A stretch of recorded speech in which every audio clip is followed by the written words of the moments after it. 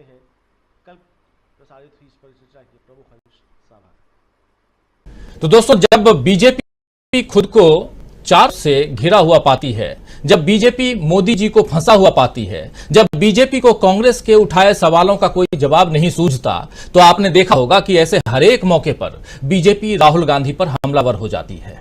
आज फिर ऐसा ही हुआ है। आज रानी ने प्रेस कॉन्फ्रेंस करके राहुल गांधी पर अमेरिकी अरबपति जॉर्ज साथ मिलकर भारत की सरकार को अस्थिर करने का आरोप लगाया है।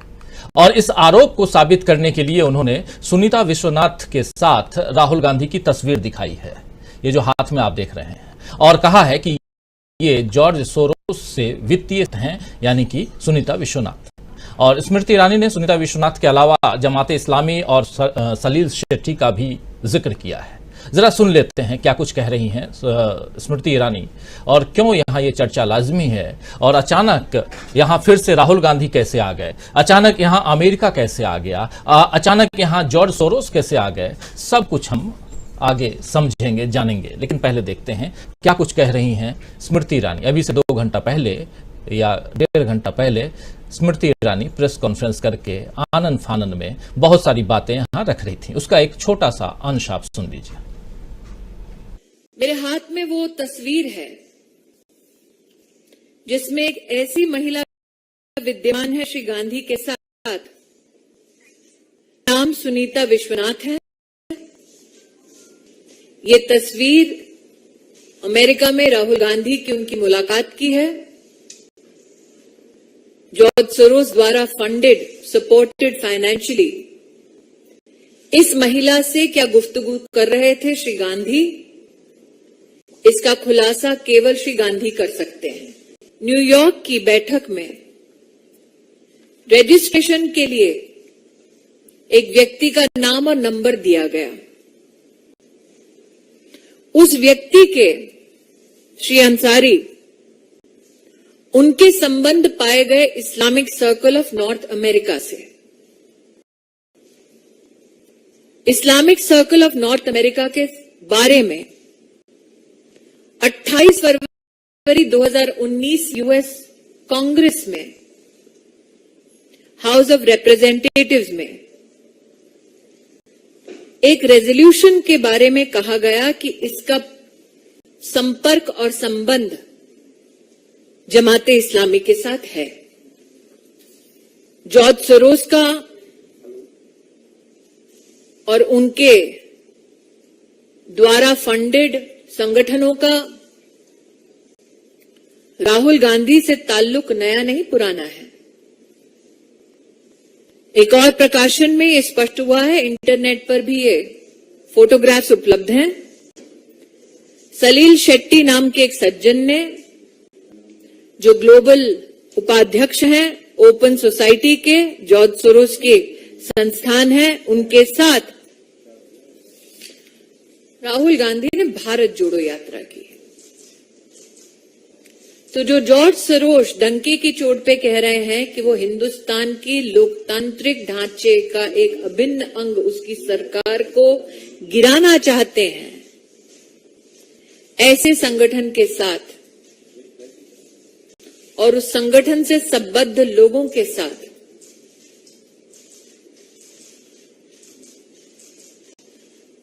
क्यों गांधी खानदान अपने रिश्तों को और भी मजबूत कर रहा है।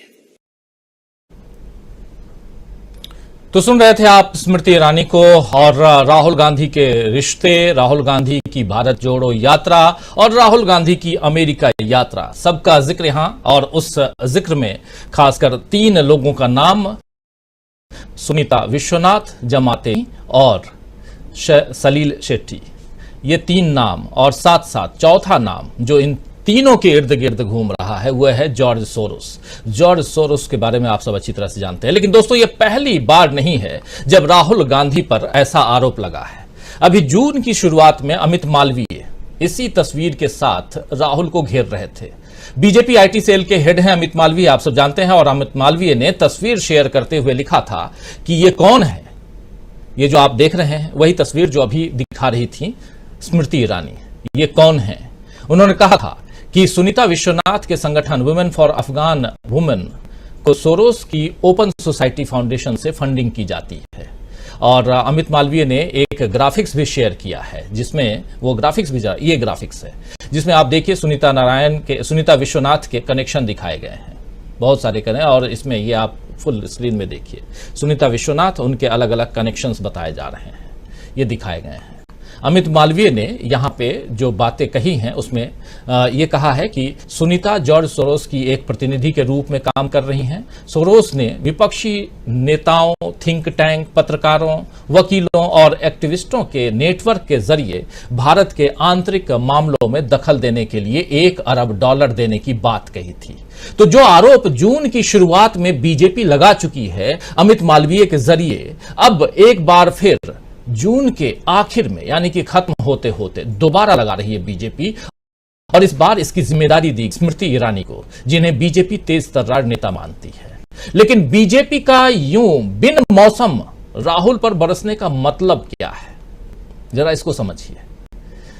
राहुल के ऊपर बिन मौसम बरसने का मतलब है कि बीजेपी खुद टेंशन में है, और यह टेंशन राहुल के एक्शन से बीजेपी को मिली है। आप जानते ही हैं कि राहुल गांधी इस महीने की शुरुआत में अमेरिका में थे और वहां कई तरह के लोगों से उन्होंने मुलाकात की।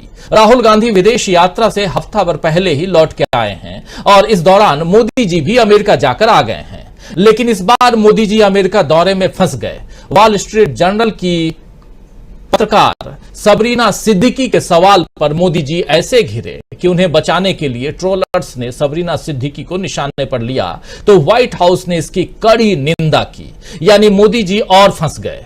मोदी जी के अमेरिका दौरे पर मणिपुर का मामला, पहलवानों का मामला, मानवाधिकार कार्यकर्ताओं को जेल, प्रेस की आजादी, इन सब पर भी खूब सवाल उठे। यानी जितना मोदी का शोर भाजपा ने किया, उतना ही अधिक जोर लोकतंत्र की आवाज उठाने वालों का भी रहा अमेरिका में। कई सांसदों ने मोदी जी के भाषण का बहिष्कार किया, कई ने जो बाइडेन से उन्हें डिनर पर आमंत्रित न करने का। बीजेपी ने सपने में भी नहीं सोचा होगा कि मोदी जी को विश्व नेता बनाने की उस बीजेपी की कोशिशों की राह जो है उसमें ऐसी अड़चनें आएंगी।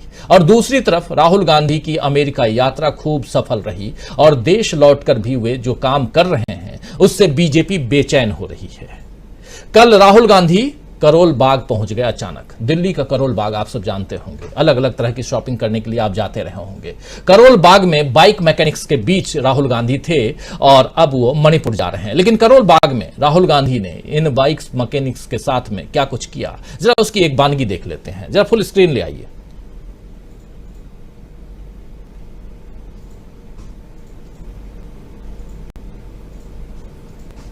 तो ये आप देख रहे हैं राहुल गांधी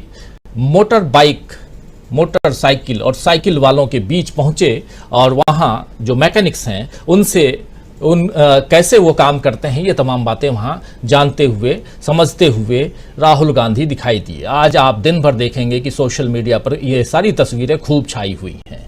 और बाइक मैकेनिक्स के बीच पहुंचने के बाद अब वो राहुल गांधी कल मणिपुर जा रहे हैं। उनका मणिपुर जाना पूरा देश देखेगा और याद करेगा कि मोदी जी ने अब तक मणिपुर पर कुछ नहीं कहा है। भोपाल जाकर कल भोपाल गए थे, और वहां भोपाल जाकर मोदी जी यूसीसी और घोटालों की बात करने लगे। लेकिन वही मोदी जी टमाटर के दामों में लगी आग पर चुप हैं, मणिपुर पर चुप हैं, महिलाओं के मुद्दे पर चुप हैं, और यहां तक कि महाकाल, उसी मध्य प्रदेश में, भोपाल से ज्यादा दूर नहीं है महाकाल, उज्जैन, महाकाल में हुए घोटाले पर भी चुप हैं। उधर राहुल गांधी भारत जोड़ो यात्रा को जारी रखते हुए लोगों से मिल रहे हैं, उनके दिल जीत रहे हैं। तो जाहिर है कि बीजेपी राहुल के एक्शन से टेंशन में आ चुकी है और उन्हें घेर कर अपने टेंशन का इलाज कर रही है। लेकिन इस बीच कांग्रेस ने एक और टेंशन दे दिया। आज कांग्रेस ने एक प्रेस कॉन्फ्रेंस की और ड्रोन की जो खरीदी हुई है उस पर कांग्रेस ने सीधा प्रधानमंत्री नरेंद्र मोदी और उनकी सरकार को घेरा। जरा सुन लेते हैं कांग्रेस प्रवक्ता पवन खेड़ा क्या कुछ कह रहे हैं, जरा सुनिए। हमने भी खाना खाया है, आपने भी खाया है, देश में भी विदेश में भी। ऐसा डिनर, इतना महंगा डिनर कभी किया है जिसमें 25,000 करोड़ देश को देने पड़ जाएं? इसलिए हम जानना चाहते हैं कि ड्रोन के पीछे है क्या, एक पिक्चर बनी थी हम आपके हैं कौन, ये एक नई पिक्चर बन रही है हम आपके हैं ड्रोन, जिसके हीरो हैं नरेंद्र मोदी। हम जानना चाहते हैं डायरेक्टर कौन है, निर्देशक कौन है। हमें तो मालूम है निर्देशक कौन है, हम आपसे जानना चाहते हैं निर्देशक कौन है, क्योंकि जिस कंपनी से ये खरीदे जा रहे हैं जनरल एटॉमिक्स, उनके सीईओ के रिश्ते प्रधानमंत्री मोदी जी की सरकार में किससे कितने घनिष्ठ और कितने गहरे हम और आप जानते हैं। कौन है वो महत्वपूर्ण व्यक्ति, वो ड्रोणाचार्य जो इस पिक्चर का निर्देशन कर रहा है। उस मित्र का नाम आप सब जानते हैं, और उनकी कितनी बैठकें हिंदुस्तान में एक अति महत्वपूर्ण व्यक्ति से हुई, जिसको मैं आज ड्रोणाचार्य का दर्जा दे रहा हूं।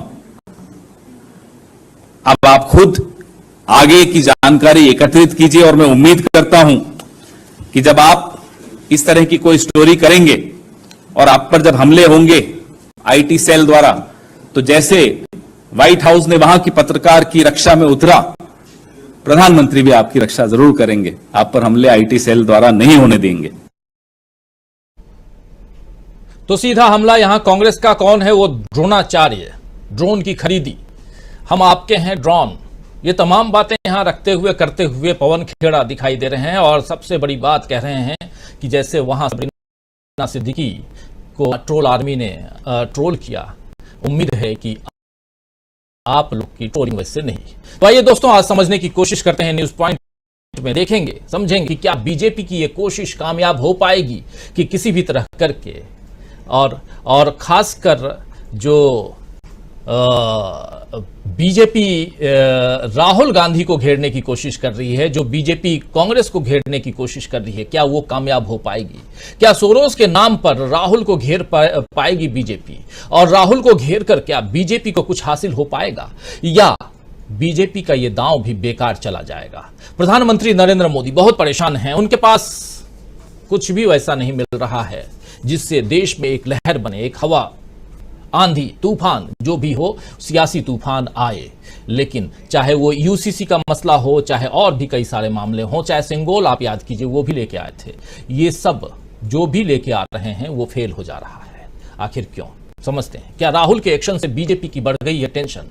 आइए जरा हमारे तमाम वरिष्ठ साथियों के बीच चलते हैं, उनसे समझने की कोशिश करते हैं। इस वक्त हमारे साथ 3 वरिष्ठ साथी जुड़े हुए हैं। मीनू जैन जी हमारे साथ जुड़ी हुई हैं, हमारे साथ संजय कुमार सिंह साहब जुड़े हुए हैं, हमारे साथ अमलेंदु उपाध्याय जी जुड़े हुए हैं। आप सबका स्वागत करता हूं। स्वागत, इस्तकबाल आप तमाम दोस्त साथी शुभचिंतक आप सबका, जो अब तक जुड़ चुके हैं, जो जुड़ने वाले हैं इस कार्यक्रम में। मीनू जी आपके पास ही आना चाहता हूं। मीनू जी, किस रूप में देखा जाए? मीनू जी हमारे साथ प्रशांत टंडन जी भी जुड़ गए हैं। प्रशांत जी आपका स्वागत करता हूं। लेकिन मीनू जी आपके पास, कैसे देखती हैं आप स्मृति ईरानी से लेकर के पवन खेड़ा तक? राजीव जी, हैरत की बात यह है कि राहुल गांधी इस वक्त सांसद नहीं है, ना ऑपोजिशन के लीडर हैं। कांग्रेस के एक कार्यकर्ता है मेरे हिसाब से इस वक्त राहुल गांधी, क्योंकि समिति में भी किसी पद पे नहीं है वहां की। और राहुल गांधी एक सामान्य नागरिक है इस वक्त, मेरे और आपकी तरह बिल्कुल। तो इतनी घबराहट राहुल गांधी से, और उनके जो एक्शंस लगातार चल रहे हैं, राहुल गांधी जो कर रहे हैं एक साधारण नागरिक की तरह, उससे बीजेपी का घबराना स्वाभाविक है। देखिए, कल की जो घटना का आपने जिक्र किया, अभी राहुल गांधी जो बाइक मैकेनिक्स के साथ बैठे हुए हैं, तो वो भी उनकी जो उन्होंने कहा कि भारत जोड़ो यात्रा जारी है राहुल गांधी की अभी। और भारत जोड़ो यात्रा का पैगाम क्या?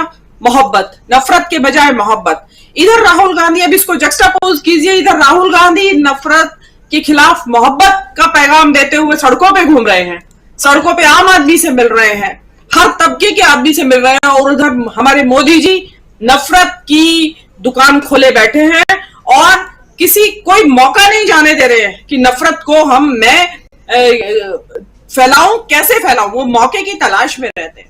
दूसरी तरफ देखिए, राहुल गांधी ने कल ही घोषणा कर दी कि मैं मणिपुर जा रहा हूं, कल जा रहे हैं वो। 29 और 30 2 दिन वहां रहेंगे, सिविल सोसाइटी से मिलेंगे, वहां के लोगों से मिलेंगे, जो वहां पे उजड़ गए हैं लोग और परेशान हैं, हैरान है, हिंसा से लोगों का जीना वहां हराम हो गया है, उजड़े हुए लोग हैं। तो प्रधानमंत्री को तो सुध नहीं है वहां की, वो वहां से उतरते ही अमेरिका से आते ही वो वंदे भारत को झंडियां दिखाने पहुंच गए। वंदे भारत उनके लिए, वंदे भारत को झंडी दिखाना हमारे प्रधानमंत्री के लिए ज्यादा बड़ी प्राथमिकता है, बजाय मणिपुर के लोगों के घावों पे मरहम लगाने के और मणिपुर के लोगों की खैर पूछने के लिए कि क्या हो रहा है और क्या होना चाहिए। लेकिन अगर एक राहुल गांधी ये कहते हैं कि मैं जाना चाहता हूं, मैं जाऊंगा वहां के लोगों का दुख दर्द साझा करने के लिए, तो उससे बीजेपी के खेमे में खलबली मच जाती है। इनफैक्ट उनको ये उम्मीद ही नहीं थी कि राहुल गांधी कभी जाने की सोचेंगे। देखिए, कांग्रेस के इससे पहले भी शिष्टमंडल, प्रतिनिधि मंडल वहां गए हैं, रिपोर्ट लेके आए हैं। कांग्रेस लगातार वहां ग्राउंड के ऊपर जा रही है और अवगत भी कराया है उन्होंने वहां से कि मणिपुर में हो क्या रहा है। लेकिन यहां से कुछ भी वहां से सॉल्यूशन नहीं निकल पा रहा है। वहां पे हिंसा की बातें हो रही है। उल्टे वहां के नेता जो है वो ये सजेशन दे रहे हैं कि जी इसको मैती और ये कुकीज के बीच को अलग अलग बफर जोन बना दिया जाए, इनके वहां आर्मी स्थापित की जाए। तो ये वो बजाय इसका कि कोई शांतिपूर्ण सॉल्यूशन निकाला जाए, उसके बदले में ये उन्होंने ये सॉल्यूशन दिया। और देखिए, जो नॉर्थ ईस्ट है, जो 7 सिस्टर्स का इलाका है, वो जनजातियों का इलाका है और वहां सतत संघर्ष चलते रहते हैं। ऐसे में आप ऐसे अनदेखी नहीं कर सकते मणिपुर की। वहां देखिए, ये जो मणिपुर का है, ये कोई ऐसा नहीं है कि मणिपुर तक ही सीमित रहेगा। ये कुकी जनजाति से लेके और आगे आगे ये स्पाइरल हो सकता है आपस में, क्योंकि उनके बहुत सारे झगड़े हैं आपस में, जनजातीय संघर्ष हैं। तो और वो सशस्त्र संघर्ष होते हैं, खुले संघर्ष होते हैं। ये उसको संभालने में सक्षम नहीं है। और आपने पहले भी सुना होगा, मणिपुर में वो नॉर्थ ईस्ट में 2 राज्यों के बीच में पुलिस फायरिंग हो गई थी, 2 राज्यों की पुलिस भिड़ गई थी। तो ये इस देश की कानून और व्यवस्था का चल रहा है हाल। तो इनके हाथ से निकलती जा रही है। और जिस अमेरिका के जिस दौरे के बल पे मोदी जी 2024 का आम चुनाव, लोकसभा चुनाव जीतने की मंसूबे बांधे हुए थे, उसके ऊपर पानी फिर गया है। कुछ तो अमेरिका ने फेर दिया, बाकी रही सही कसर के बीजेपी के जो आईटी सेल है उसने उसकी पूरी तरह से उसकी हवा निकाल दी है। इस वक्त क्या हो रहा है, उसमें बात हो रही है ड्रोन के घोटाले की, और कोई बात नहीं हो रही है कि क्या वहां से अचीव करके आए। वहां ये हो रहा है कि ड्रोन आपने 10 गुना कीमत पे, ज्यादा कीमत पे खरीदे। ब्रिटेन ने जिस कीमत पे खरीदे वही ड्रोन उससे 10 गुना ज्यादा कीमत पे खरीदे। ये राफेल के साथ हुआ। मतलब आप घोटाले पे घोटाले कर रहे हैं और आप लतिया राहुल गांधी को रहे हैं। राहुल गांधी ने कहा था आपसे कि ये गलतियां करके आई है आप, तो राहुल गांधी के ऊपर डालने से कुछ नहीं होगा। और अब जनता समझ गई है। आप ये देखिए, राहुल गांधी की जो कर रहे हैं राहुल गांधी चुपचाप वो जनता के मन में उतर रहा है। लोगों के मन को अच्छा लग रहा है देख के कि ये नेता कितना प्यार और मोहब्बत की बात कर रहा है। तो प्यार मोहब्बत ही जीतेगी, नफरत तो शॉर्ट टर्म में जीत सकती है, बहुत लंबा नहीं चलेगा ये खेल। जी राजीव जी। जी बिल्कुल। प्रशांत टंडन जी, आपके पास आना चाहता हूं। प्रशांत जी, बहुत सारी चीजें और ये अमेरिका पीछा नहीं छोड़ रहा है और अपने बचाव में भी अमेरिका का ढाल बनाना चाह रही है बीजेपी। आज स्मृति ईरानी सामने आ गई और सुबह सुबह कांग्रेस ने प्रेस कॉन्फ्रेंस की अमेरिका को लेकर के, जिस बारे में, जिस ट्वीट में ऑलरेडी सुनीता विश्वनाथ का जिक्र 3 जून को कर दिया गया था, आज फिर 28 जून को उसी ट्वीट का जिक्र करके एक प्रेस कॉन्फ्रेंस करना, ये इसके क्या मायने निकाले जाएं और क्या अपनी ढाल में आप अमेरिका को ही लेके आएंगे? आपसे मतलब मैं बीजेपी की बात कर रहा हूं। और क्या राहुल गांधी एक कदम जहां बाहर निकालते हैं परेशान हो जाती है, भी ये साफ दिखाई दे रहा है। कल करोल बाग राहुल गांधी ने की, आज देखिए प्रेस कॉन्फ्रेंस पे प्रेस कॉन्फ्रेंस होने लगी। तो किस हिसाब से इसको देखा जाए और क्या कुछ पाया? जो पाने की कोशिश में अमेरिका गए थे उससे ज्यादा क्या मोदी जी ने गंवा दिया, बीजेपी की सरकार ने गंवा दिया, ये माना जाए? क्या, किस रूप में आप इसको देखते हैं? देखिए राजीव जी, पूरा मामला पॉलिटिकल है और ये तस्वीर बड़ी सिंबॉलिक कि राहुल गांधी स्क्रू टाइट कर रहे हैं और जब स्क्रू टाइट कर रहे हैं तो उसी का नतीजा हम देख रहे हैं कि प्रेस कॉन्फ्रेंसेस हो रही है। और जब आपने कल ब्रेकिंग न्यूज चलाई थी कि राहुल गांधी मणिपुर जाएंगे,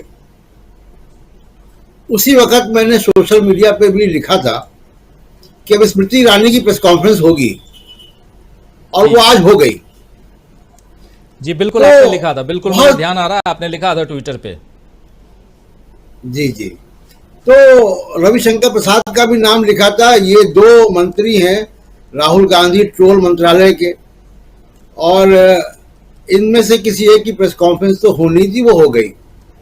देखिए, मोदी जी के पास पूरा मौका था, व्हाइट हाउस में प्रेस कॉन्फ्रेंस कर रहे थे इतने बड़े प्लेटफॉर्म पे, और जिस बात की जानकारी ऑलरेडी स्मृति ईरानी को थी, आप से जब सबरीना सिद्दीकी ने सवाल पूछा था लोकतंत्र के बारे में, तो उस सवाल के जवाब में मोदी जी यही तस्वीर दिखा सकते थे जो स्मृति ईरानी दिखा रही हैं। अब अमेरिका में थे, व्हाइट हाउस में थे, आप सीधा सीधा आरोप लगाते कि जॉर्ज सोरोस, जो कि ट्रंप के खिलाफ डेमोक्रेटिक पार्टी को भी फंड करता रहा है, वो राहुल गांधी से उसके संबंध है जिनको वो फंड करता है। आप ये आरोप वहां पे लगा सकते थे। तो वो मोदी जी वहां पे तो दाएं बाएं देख रहे थे उस प्रेस कॉन्फ्रेंस में, और प्रेस कॉन्फ्रेंस के बाद जब वो डैमेज कंट्रोल में आपने आईटी सेल को लगा दिया। अब आज की जो स्मृति ईरानी की प्रेस कॉन्फ्रेंस, उसकी मेरिट पे मैं जाना नहीं चाहता हूं राजीव जी। किसी की भी फोटो दिखाकर आप प्रेस कॉन्फ्रेंस कर दें क्योंकि आप मिनिस्टर हैं, इसका कोई औचित्य नहीं है। पब्लिक फिगर्स की तस्वीरें बहुत सारे लोगों के साथ होती हैं। मैं तो बहुत छोटा आदमी हूं, मेरे साथ भी कितने लोग फोटो खिंचा लेते हैं, कहीं किसी इवेंट में जा रहे हैं, लोग सेल्फी लेते हैं। तो मैं सबका बायोडाटा पूछूं, सेल्फी ले रहे हो तो कौन हो बताओ, तुम्हारे खिलाफ कैरेक्टर सर्टिफिकेट लाओ एसएचओ से, ये नहीं होता है। तस्वीरें तो किसी की भी हो सकती है किसी के साथ। मुख्य मुद्दा देखिए, आपने दो तीन बातें हैं।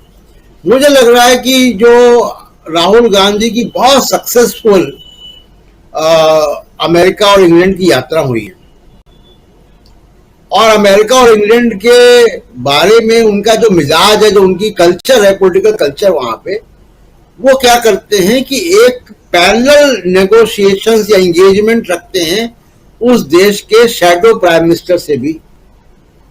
भारत में ये परंपरा नहीं है शैडो प्राइम मिनिस्टर की, होनी चाहिए, लेकिन भारत में ये परंपरा नहीं है। तो पश्चिम के देशों ने राहुल गांधी को पॉइंट आउट कर लिया है कि विपक्ष की जगह, विपक्ष के बिहाफ में हम राहुल गांधी से एंगेज करेंगे, और वो कर रहा है।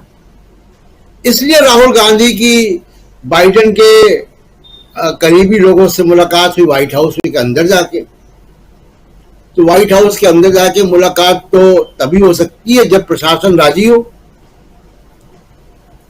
मोदी साहब की यात्रा को लेकर बहुत वहां पे दिक्कतें पैदा हो गई, और हमारे जो तमाम विश्लेषक भी हैं, वो आज भी मैं कुछ अखबारों के, अंग्रेजी अखबारों के संपादकीय पढ़ रहा था, मतलब वो मिलिट्री टू मिलिट्री जो हथियारों की खरीद फरोख्त है, उसी के केंद्र में दो देशों के संबंध को नापते हैं।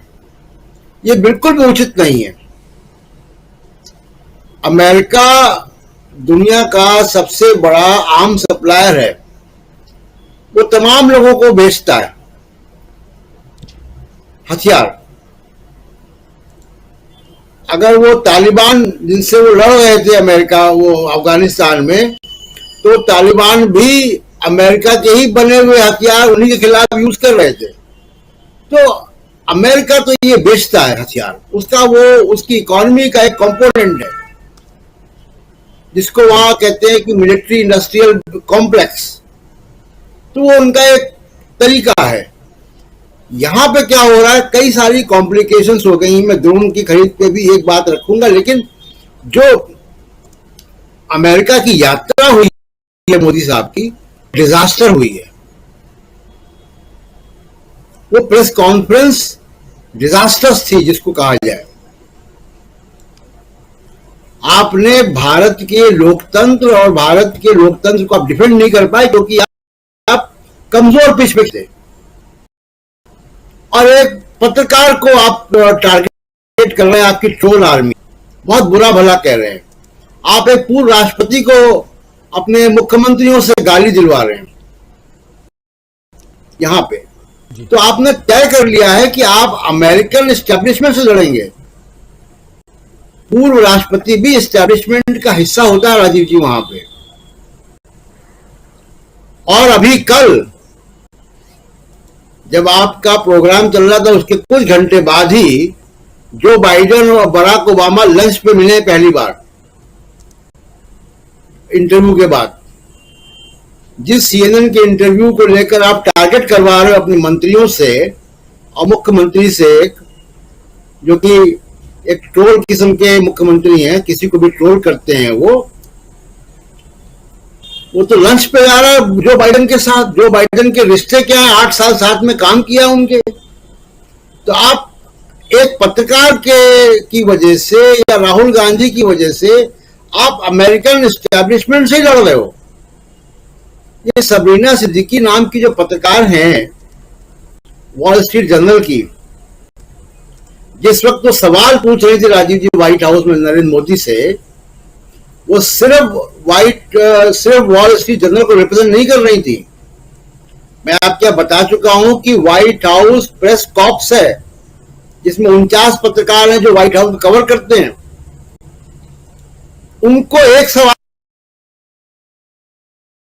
पूछना था, तो उस एक सवाल के लिए व्हाइट हाउस प्रेस कॉर्प्स को डेजिग्नेट किया था कि ये पत्रकार पूछेंगे, ये सवाल होगा। तो ये व्हाइट हाउस प्रेस कॉर्प्स का सवाल था। व्हाइट हाउस कवर करने वाले सारे पत्रकारों का सवाल, पत्रकारों के बिहाफ में सबरीना सिद्दीकी सवाल पूछ रही थी।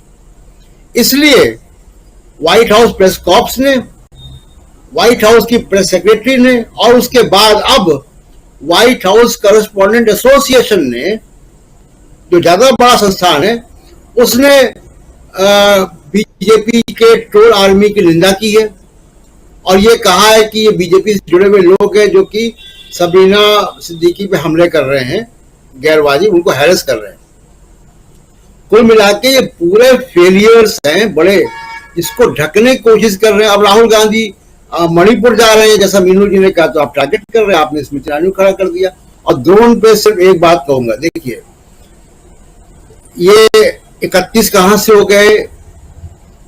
इंडियन आर्म फोर्सेस ने तो 18 की बात की थी। हो क्या रहा है राजीव जी की राफेल में भी हमने देखा था, यहां भी देख रहे हैं, गवर्नमेंट टू गवर्नमेंट डील हो रही है। गवर्नमेंट टू गवर्नमेंट डील में ट्रांसपेरेंसी नहीं होती है।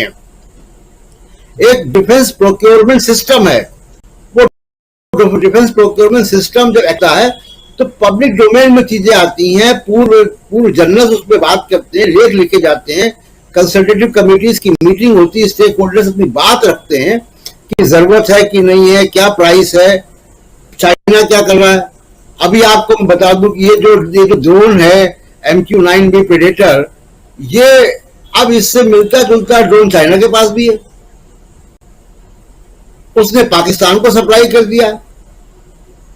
तो जब एक्सपर्ट्स बात करते हैं तो वो बहुत सारी चीजों को कंसीडर करते हैं कि जो पाकिस्तान के पास है हमारे पास उससे बेहतर वर्जन हो। बिल्कुल, आपको स्ट्रेटेजिक बैलेंस बनाना होता है। गवर्नमेंट टू गवर्नमेंट डील्स में ये ट्रांसपेरेंसी है ही नहीं। और ये गवर्नमेंट टू गवर्नमेंट डील का इंस्ट्रूमेंट क्यों होता है, आखिरी बात, कि जब आप वॉर में हैं, जब आप इमरजेंसी में हैं, तब आपके पास consultative committees, price negotiation committee और स्पेसिफिकेशंस का टाइम नहीं है। आपको तुरंत खरीदना है। उस वक्त गवर्नमेंट टू गवर्नमेंट डील की जाती है, पीस टाइम में नहीं की जाती है। लेकिन मोदी राफेल के बाद इस ड्रोन में भी निश्चित तौर पे मानिए कि जो राफेल की कहानी निकली थी वैसी कहानी अभी भी निकलेगी। जो पवन खेड़ा जी इशारा कर रहे हैं आप देखिए कुछ दिनों में चीजें बाहर आना शुरू हो जाएंगी। राजीव जी जी, कुछ दिनों में चीजें जो हैं वो बाहर आना शुरू हो जाएंगी। आज पवन खेड़ा ने कांग्रेस की तरफ से प्रेस कॉन्फ्रेंस करके पूछा कि हम आपके हैं कौन की तर्ज पर हम आपके हैं ड्रोन, और ड्रोन की खरीदी पे ही मामला जो है कहीं ना कहीं उसी दिशा में जाता हुआ दिखाई दे रहा है जिस दिशा में राफेल की खरीदी पर मामला गया था। और दूसरी तरफ क्या कारण है कि बीजेपी अचानक से हमलावर हो जाती है, क्या खुद को डिफेंड करने की कोशिश कर रही है। और राहुल गांधी कल जा रहे हैं मणिपुर, और मणिपुर जाने से पहले कल राहुल गांधी बीते हुए कल पहुंच गए थे करोल बाग, दिल्ली के करोल बाग में, और वहां मोटर मैकेनिक्स के साथ में मुलाकात, और वहां कुछ समझने जानने और उन लोगों की खूबियों को समझने की कोशिश कर रहे थे जो मैकेनिक्स हैं, और वहां भी लोगों ने उनको घेर लिया। खैर, ये राहुल गांधी का अपना अंदाज है, और कांग्रेस ने उसके बाद जो शेयर किया, उनकी तस्वीरें शेयर की और फिर ट्वीट किया, उसमें लिखा कि भारत जोड़ो यात्रा जारी है। हम भी वही बात कहते आए हैं कि राहुल गांधी की भारत जोड़ो यात्रा जारी है। लेकिन दूसरी तरफ आज जब हमलावर हो रही थी स्मृति ईरानी, तो स्मृति ईरानी ने जॉर्ज सोरोस का नाम लिया और बार बार और अलग अलग किरदारों को जॉर्ज सोरोस से जोड़ते हुए राहुल गांधी से जोड़ने की कोशिश और भारत के लोकतंत्र को खत्म करने की कोशिश कर रहे हैं जॉर्ज सोरोस, और यहां पर सत्ता पक्ष को हिलाने और हटाने की कोशिश कर रहे हैं जॉर्ज सोरोस। जॉर्ज सोरोस की बात जब आएगी तो अमेरिका की बात होगी, और अमेरिका से अभी तो लौट के आए हैं प्रधानमंत्री नरेंद्र मोदी। क्या दो हाथ करने के लिए तैयार है मोदी सरकार अमेरिका के साथ? जिस अमेरिका में जाकर प्रधानमंत्री नरेंद्र मोदी जिल बाइडेन को 7.5 कैरेट का हीरा गिफ्ट करके आते हैं, और आज उन्हीं अमेरिका के ऊपर उनकी ही सरकार के लोग जो नुमाइंदे जो हैं इस ढंग से बातें कर रहे हैं, तो कहीं ना कहीं कुछ तो गड़बड़ है। जरा समझें। राहुल लाल जी हमारे साथ जुड़ गए हैं, वरिष्ठ पत्रकार। राहुल लाल जी, आपसे समझना चाहता हूं, विदेश मामलों को बहुत नजदीक से आप देखते हैं, आपका बहुत स्वागत है। किस रूप में आप देखते हैं? क्योंकि देखिए, हिंदुस्तान में इलेक्शन है। कल प्रधानमंत्री नरेंद्र मोदी भोपाल में भाषण दे रहे थे, और उस भाषण में ऐसा नहीं लग रहा था कि वो मध्य प्रदेश के मध्य प्रदेश के चुनाव का आगाज करने गए हैं, बल्कि वो 2024 के चुनाव का आगाज कर रहे हैं। इसलिए कह रहा हूं क्योंकि उनके भाषण को बहुत ध्यान से सुनिए तो वो तमाम वैसे दलों का भी नाम ले रहे थे जिसका मध्य प्रदेश से कोई लेना देना नहीं है, लेकिन भ्रष्टाचारियों की लिस्ट बनाते बनाते वो 20 लाख करोड़ रुपए की बात तो कर गए। लेकिन वही बात तो कांग्रेस के लोग भी बीजेपी पर से पूछ रहे हैं कि भाई साहब जरा ये बता दीजिए कि ये 20,000 करोड़ रुपए किसके हैं? अडानी साहब बता दें, और अडानी के साथ में मोदी जी का संबंध क्या है ये बता दें। राहुल गांधी पूछते रह गए, राहुल गांधी को बाहर कर दिया। लेकिन अभी सूचना यह आ रही है कि मानसून का सत्र 17 जुलाई से शुरू हो रहा है। यह सूचना आप लोगों के लिए दे रहा हूं। 17 जुलाई से मानसून सत्र शुरू होने जा रहा है। वो भी हंगामेदार रहेगा, इसमें दो राय नहीं है। सीधा राहुल लाल जी आपके पास। देखिए, प्रधानमंत्री जरूर विपक्ष के लोगों के ऊपर तमाम आरोप लगा रहा है भ्रष्टाचार के चुन चुन के, लेकिन मुझे तो आश्चर्य ये लगा कि उनके मंच पे शिवराज सिंह चौहान बैठे हुए थे, और शिवराज सिंह चौहान के ऊपर घोटालों के कांग्रेस ने एक ही सूची नहीं बनाई थी, 400 घोटालों की पूरी सूची है। और व्यापम घोटाला तो उनका जो है वो विश्व प्रसिद्ध व्यापम घोटाला है, और उसके मर्डर को खुद वहां की सरकार ने स्वीकार किया था शिवराज सिंह चौहान ने। और मैं राजीव जी, अभी प्रधानमंत्री की मजबूरी थी कि वो भोपाल में होकर भी भोपाल के बारे में या मध्य प्रदेश के बारे में बात नहीं कर रहे थे, क्योंकि मुझे अभी थोड़ी भोपाल जाने की एक मामले पे मैं भोपाल गया हुआ था, और वहां पे मैंने एक पान दुकान विक्रेता से बातचीत की जिससे मैंने जनवरी 2020 में बातचीत की थी, और जनवरी 2020 में वो मोदी जी के बिल्कुल ही कट्टर समर्थक की तरह बात कर रहे थे, वही पान दुकानदार। और जब मैं उनसे इस बार मिला तो वो बिल्कुल बदले हुए थे, और वो राहुल गांधी की तारीफ कर रहे थे, कह रहे थे कि मैंने पूछा काम कैसा चल रहा है आपका? बोले काम क्या खाक चलेगा, अब तो लोग पान खरीदने से पहले भी 4 बार पॉकेट टटोलते हैं कि खाना चाहिए कि नहीं खाना चाहिए। यानी उन्होंने सीधे सीधे इशारा किया लोग एक तरह से लोगों की परचेजिंग पावर कैपेसिटी बिल्कुल खत्म है, यानी पान जैसे चीज को खरीदने के लिए भी लोगों को 4 बार सोचना पड़ रहा है। तो भोपाल में अगर ऐसी स्थिति है, मांझी जी नहीं चर्चा करेंगे, उन्हें पता है कि अगर वो अभी से चुनाव प्रचार में लग गए तो फिर उनकी जो साख है धूम नाटक के मामले में, वो मध्य प्रदेश के मामले में कहीं और ज्यादा बट्टा न लग गया उनके साथ को। उनके विजय, ये देखिए प्रधानमंत्री जी के विदेश नीति को लेकर अगर हम लोग बात करें, अमेरिका का प्रधानमंत्री कायम करते हैं। देखिए, हम लोग दुनिया के सबसे बड़े हथियार हथियार खरीदार हैं।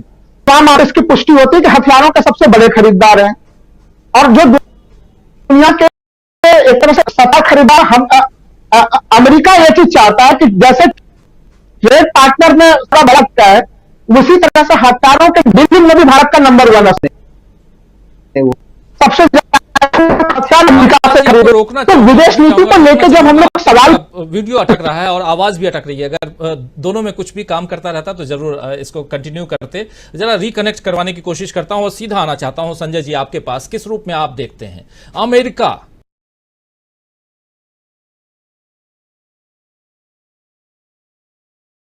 अभी भी पीछा नहीं छोड़ रहा है?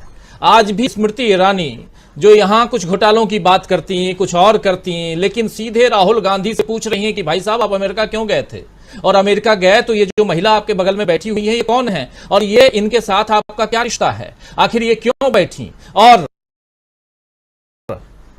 ये महिला तो जॉर्ज सोरोस के लिए काम करती हैं, इनके साथ साथ जमात इस्लामी ले रही हैं, सलील शेट्टी का नाम ले रही हैं, जो वाइस प्रेसिडेंट बता रही हैं कि वो वाइस प्रेसिडेंट हैं जॉर्ज सोरोस के फाउंडेशन के।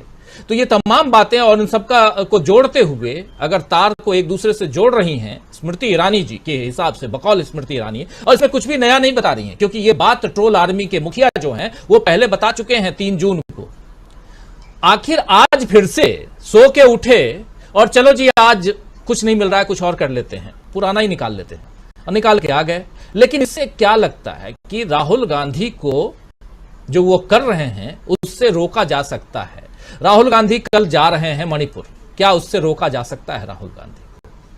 राहुल गांधी मैकेनिक्स के बाद पास पहुंच जाते हैं, राहुल गांधी कभी ट्रक की सवारी कर लेते हैं, इससे रोका जा सकता है। और सबसे बड़ी बात जो अभी हमारे साथी राहुल लाल जी कह रहे थे, उन्हीं के हम नाम राहुल लाल जी कह रहे थे कि भोपाल में एक पान वाले से 2020 में जब चर्चा की थी तो मोदी जी का गुणगान कर रहे थे वो साहब, और अभी कह रहे हैं कि कोई भी पान खाने आता है तो 2 बार 4 बार पहले जेब टटोलता है कि पान खाऊं या ना खाऊं। तो ये परिवर्तन आ गया है अब आज की तारीख में। ऐसे बहुत सारे परिवर्तन को हम आप भी देखते होंगे और हमारे तमाम साथी दर्शक जो देख रहे हैं, जो सुन रहे हैं इस कार्यक्रम को, वो भी देख समझ रहे होंगे कि कैसे देश में परिवर्तन हो रहा है, और क्या यहीं से जो टेंशन वो बढ़ रही है कि राहुल के एक्शन से जो हम लिख रहे हैं बीजेपी की गई ये टेंशन, और ये टेंशन 2024 तक ऐसे ही बरकरार रहने वाली है।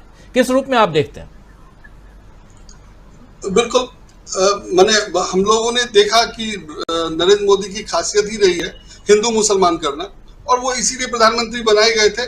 और जब आरएसएस ने नरेंद्र मोदी को प्रधानमंत्री पद का उम्मीदवार 2014 में घोषणा किया तो सबसे बड़े विरोधी उनके नीतीश कुमार थे, और नीतीश कुमार अलग गए थे वगैरह वगैरह। तो ये सब हम लोग जानते हैं, सब पुरानी बात है। और 10 साल में प्रधानमंत्री ने जो किया वो सब हम लोग देख रहे हैं, तो उससे बहुत क्लियर है कि उनके पास जो था, जो एक्सपर्टीज थी, या जो वो कर सकते थे, दिखा सकते थे, वो सब सामने है, और जो नहीं था वो भी अब हम लोग जान चुके हैं।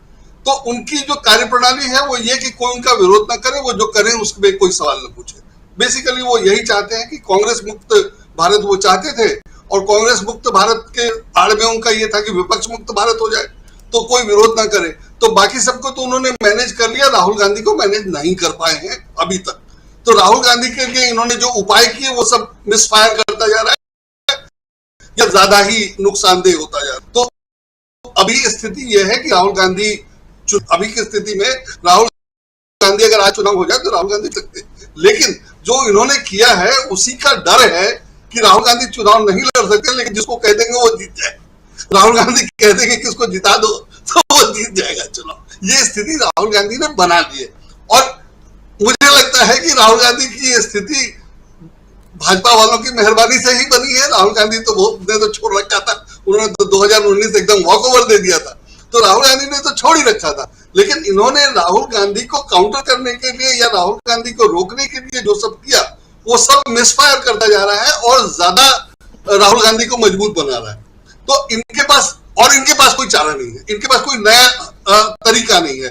इनके वही रविशंकर प्रसाद, वही स्मृति ईरानी है, और इन दोनों की कैपेसिटी और जो है वो अपने उस हिसाब से रखती है। तो इनका जो तरीका है कि अगर बाइडेन के खिलाफ बोलना है तो फूंक दो कान में और फिर सब लग जाएंगे एक साथ, तो बाइडेन के खिलाफ सब लोग लग गए, और फिर सबरीना सिद्दीकी के खिलाफ लगना है तो सब वैसे ही उसी अंदाज में लग गए। और जैसे प्रशांत जी ने बताया कि वो सवाल सबरीना का नहीं था, वो पूरे व्हाइट हाउस कवर करने वाले पत्रकारों का था और एक आदमी को चुना गया था, एक सवाल चुना गया था। तो अगर उधर से उतनी तैयारी थी और आप कैपेबल होते या आप चीजों का पूर्वानुमान लगा सकते तो आप भी जवाब देने के लिए तैयारी कर सकते थे। एक सवाल पूछा जाता, उसका एक बढ़िया जवाब दिया जा सकता था, ऐसा कोई मुश्किल नहीं है। वो कह सकते थे कि हम कॉमन सिविल कोड लाना चाह रहे हैं, जिसका प्रचार अब कर रहे हैं और जो अब अखबारों में छप रहा है। वही कहते हैं कि हम तो चाहते हैं और ये इसलिए गड़बड़ है, सारी गड़बड़ी इसलिए है या आप लोगों को इसलिए गड़बड़ दिखाई देता है कि हमारे यहाँ ऐसा है और हम ये लाना चाहते हैं। सवाल जैसा भी था जवाब तो हो ही जाता और कोई ये नहीं कहता कि उन्होंने जवाब नहीं दिया। तो लेकिन या कुछ और भी हो सकता, मतलब मैं नहीं कह रहा कि यही जवाब देते, लेकिन जवाब तो देते और उसकी तैयारी करते। टेलीप्रॉम्प्टर है, तकनीक है, आप पूरा टीम बैठा सकते थे हिंदुस्तान में या अमेरिका में और 10, 20, 50, 100 लोगों की टीम से कह सकते थे कि सवाल के तुरंत बाद हमें जवाब चाहिए और वो जवाब मिल सकता था। अब तो टेक्नोलॉजी उपलब्ध है, तो आप वो सब करेंगे नहीं क्योंकि कर नहीं सकते, करना नहीं चाहते, आपके पास टीम नहीं है। जो भी कारण हो, तीनों है, मुझे लगता है तीनों है, कर नहीं सकते, करना नहीं चाहते और आपके पास टीम में नहीं है सक्षम। तो उसका ये नतीजा है कि आप बुरी तरह फंस गए हैं और फंसने से निकलने के लिए आपके पास जो तरीका है वही पुराना घिसा पिटा है। तो उसमें ये हो रहा है कि आप कुछ कर नहीं पा रहे हैं, जो कर रहे हैं वो बहुत हास्यास्पद हो जा रहा है। तो और मैंने अमेरिका में सवाल पूछा जाना और फिर उसको ट्रोल किया जाना बहुत ही, जैसे प्रशांत जी ने कहा कि बहुत ही नुकसानदेह रहा है। और आज भारत में अखबारों में पहले पेज पे खबर छपी है और जो अभी तक नहीं होता था। तो इन्होंने अपनी स्थिति क्या बना ली है वो तो अब दिखाई देने लगा है। तो उसमें और सबसे बड़ी बात यह है कि अभी तक इन्होंने सबको कंट्रोल कर लिया था, विपक्षी नेता सारे और आम लोग भी ज्यादातर कंट्रोल हो गए हैं। जो डैमेज कर सकते हैं वो कंट्रोल कर लिए जा चुके हैं। राहुल गांधी अकेले बचे हैं जो सवाल पूछ रहे हैं और इफेक्टिवली पूछ रहे हैं और उसका इफेक्ट हो रहा है, चाहे जैसे हो। मैंने अखबारों में खबर नहीं छपेगी, टीवी पे दिखाया नहीं जाएगा, फिर भी असर हो जाता है, और ये परेशान हो जाते हैं। चाहे चुप नहीं रह पा रहे हैं इसलिए उसका असर दिखने लग रहा है, ये भी हो सकता है। तो ये मुझे लगता है कि ये हैंडलिंग का भी प्रॉब्लम है कि इसको हैंडल भी नहीं कर पा रहे। तो इन सब कारणों से इनके पास और कोई चारा नहीं बचा है। राहुल गांधी अकेले एकमात्र इफेक्टिव विपक्षी नेता है, इसलिए इनको कंट्रोल करना सबसे जरूरी लग रहा है। और चूंकि इनकम्पिटेंट है या प्लानिंग नहीं है इसलिए वो कर नहीं पा रहे हैं और वो भद्दा लग रहा है और वो दिखाई दे रहा है। अब चुनावी तैयारी तो इनकी शुरू हो ही गई है, मतलब उसमें अभी कह दिया कि पीओके, राजनाथ सिंह ने कहा कि पीओके हमारे लिए कुछ नहीं है। और स्थिति यह है कि कश्मीर को 2 भाग में आपने बांटा, एक राज्य था उसमें भी आधा आपके पास नहीं है, आधा आपके पास, आधा पीओके था और उसको भी आपने 2 भाग में बांट दिया और कह रहे हैं कि हम सक्षम है, जब चाहेंगे उसको ले लेंगे। तो इस तरह की बातें करने का आप मतलब समझ सकते हैं कि कितनी घबराहट है और कितनी परेशानी है। और वो सब इसीलिए, चूंकि इनके पास चुनाव लड़ने जीतने के लिए और कुछ है नहीं, तो इसी को भुनाना है तो इसी को लगाए हुए हैं और यही हो रहा है, मुझे और कुछ नहीं लग रहा है। जी जी बिल्कुल। एक बार फिर से राहुल लाल जी आपके पास आना चाहता हूं, आपकी आवाज कट रही थी।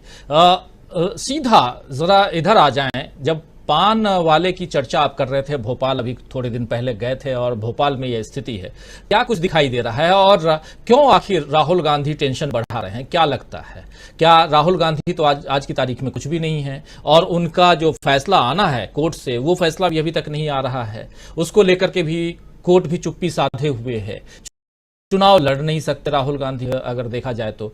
ऐसे में क्या, क्योंकि 2 साल की सजा है, मैक्सिमम सजा उनके ऊपर, क्या इतना डैमेज करने में सक्षम है राहुल गांधी, या राहुल गांधी ने बीजेपी को इतना डैमेज कर दिया है और जिसकी भनक अब पूर्ण रूप से बीजेपी के पास है? और खासकर कर्नाटक चुनाव के बाद परिस्थितियां कैसी आपको दिखाई दे रही हैं और क्या डर का मुख्य कारण क्या राहुल गांधी हैं?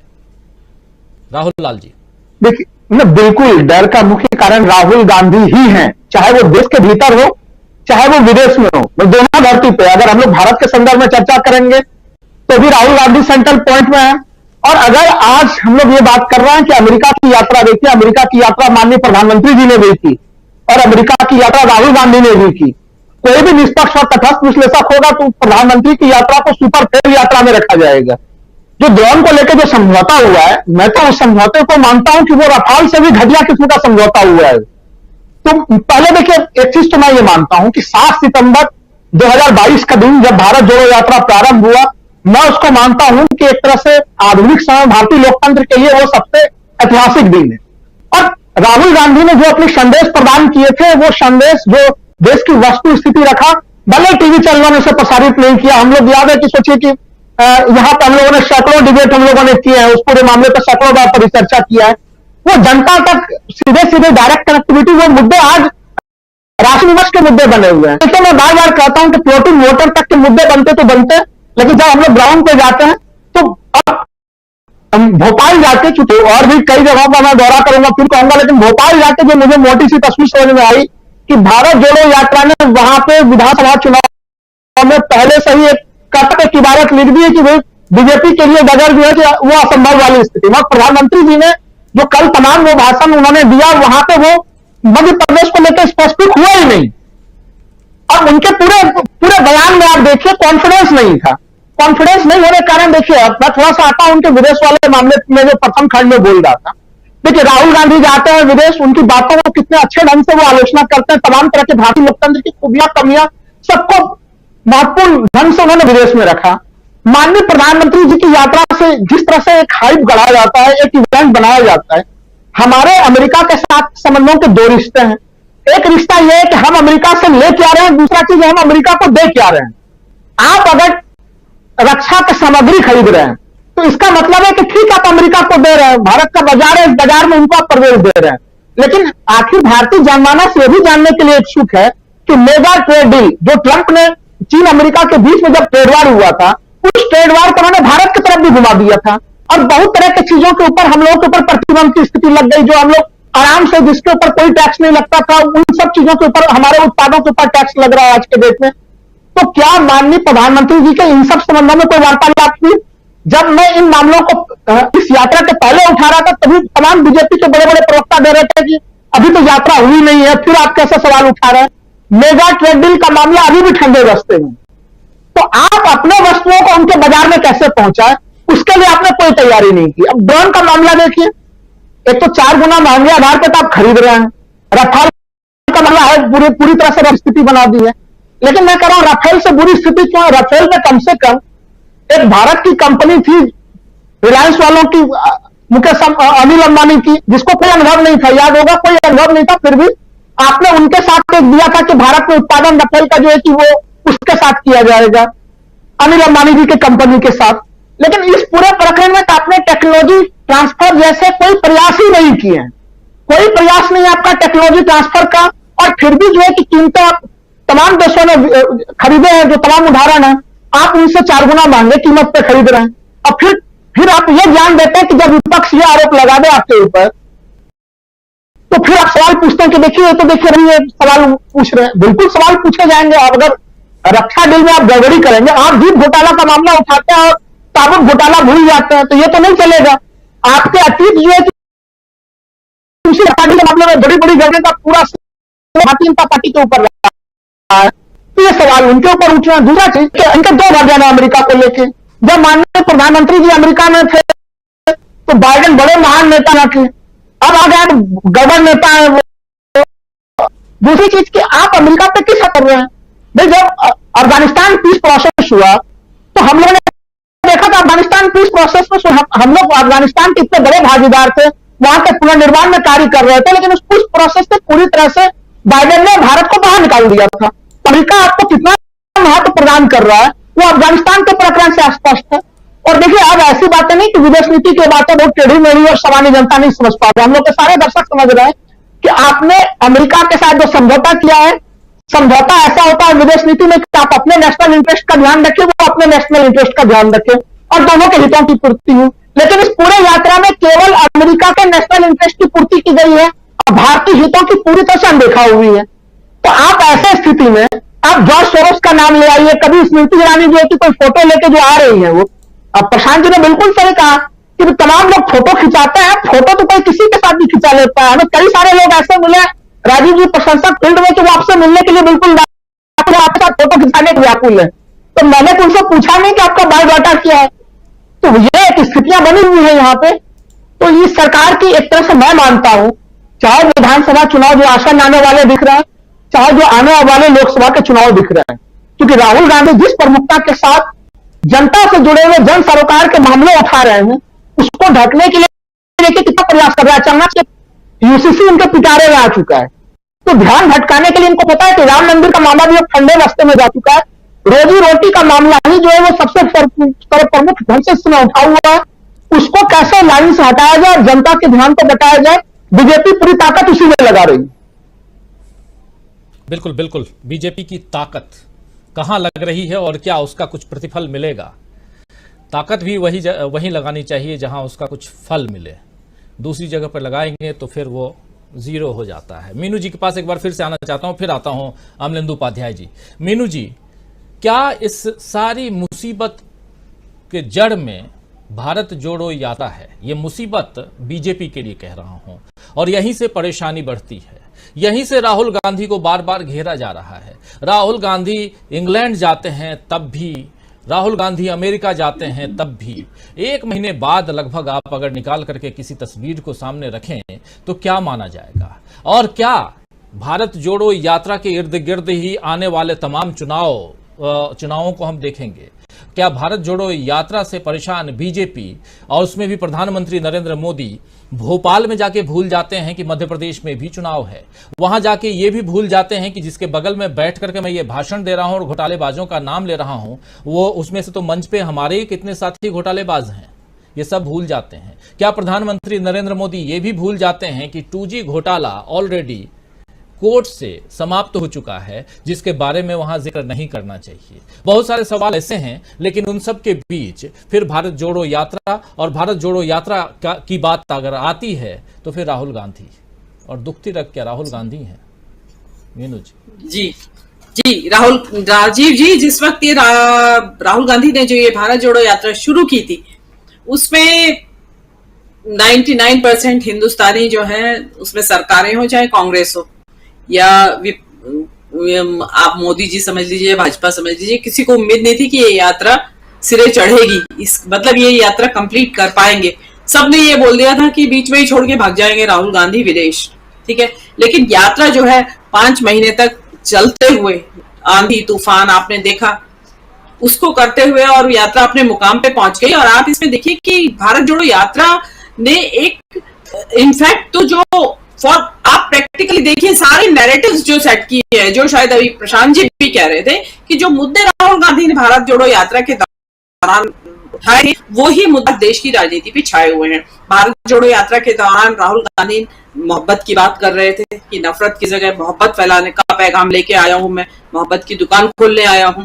राहुल गांधी भ्रष्टाचार की बात कर रहे थे, अडानी की बात कर रहे थे, वो बाद में मुद्दा निकल के आया और अभी भी उसके ऊपर छाया हुआ है। राहुल गांधी संघवाद की बात कर रहे थे, जो संघवाद के ऊपर मोदी जी का प्रहार हो रहा है। उसमें आपने देखा होगा कि अभी कर्नाटक का जो मुद्दा है, आज का मुद्दा, वो बहुत ज्यादा चर्चा में नहीं आया है।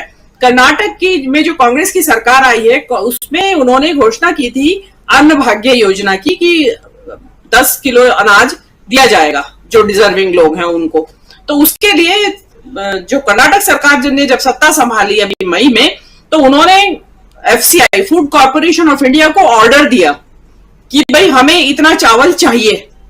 तो जो फूड कॉर्पोरेशन इंडिया मई 23 तक कर्नाटक सरकार को चावल दे रहा था, बेच रहा था, उसने सरकार ने, सेंट्रल गवर्नमेंट ने अचानक ये रोक लगा दी नोटिस देके कि राज्य सरकारों को जो फूड कॉर्पोरेशन इंडिया है, वो फूड कॉर्पोरेशन ऑफ इंडिया है, वो राज्य सरकारों को अनाज नहीं देगी। और कर्नाटक सरकार के तो हाथ के तोते उड़ गए और इन्होंने क्या किया, वहां जाके इन्होंने कर्नाटक में बीजेपी वालों ने एजिटेशन चालू कर दिया। और वही फूड कॉर्पोरेशन इंडिया इथेनॉल बनाने के लिए 2000 रुपए क्विंटल के हिसाब से चावल बेच रहा है। आप ये देखिए किस तरीके से नई बनी हुई सरकार को परेशान किया जा रहा है।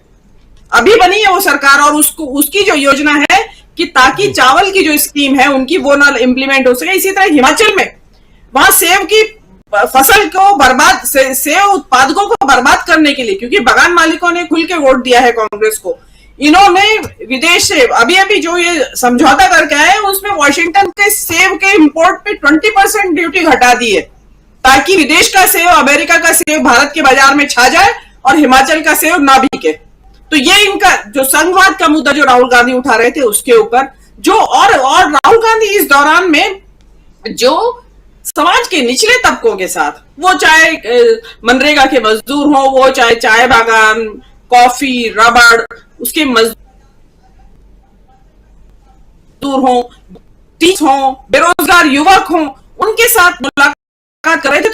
तो जो कहा जा रहा है कि भारत जोड़ो यात्रा जारी ही जारी है, कि उसमें वो कभी ट्रक ड्राइवरों से मिलते हैं, कभी वो ढाबे में चले जाते हैं, कभी वो आज जैसे आपने बताया कि साइकिल मैकेनिक्स के, बाइक मैकेनिक्स के साथ मिल गए। तो वो अपना जो नीचे का जो तबका, जो हाशिए पे पड़ा हुआ तबका है, जिसका कोई पुरसहाल नहीं है, कोई जिसके बारे में ये जो मौजूदा सरकार है तो सूट बूट की सरकार है, तो इसके लिए वो कोई मायने नहीं रखता है, उनको राहुल गांधी जाके टच कर रहे हैं। और जो मणिपुर में जाएंगे वहां हीलिंग टच की जरूरत है, वहां मरहम लगाने की जरूरत है।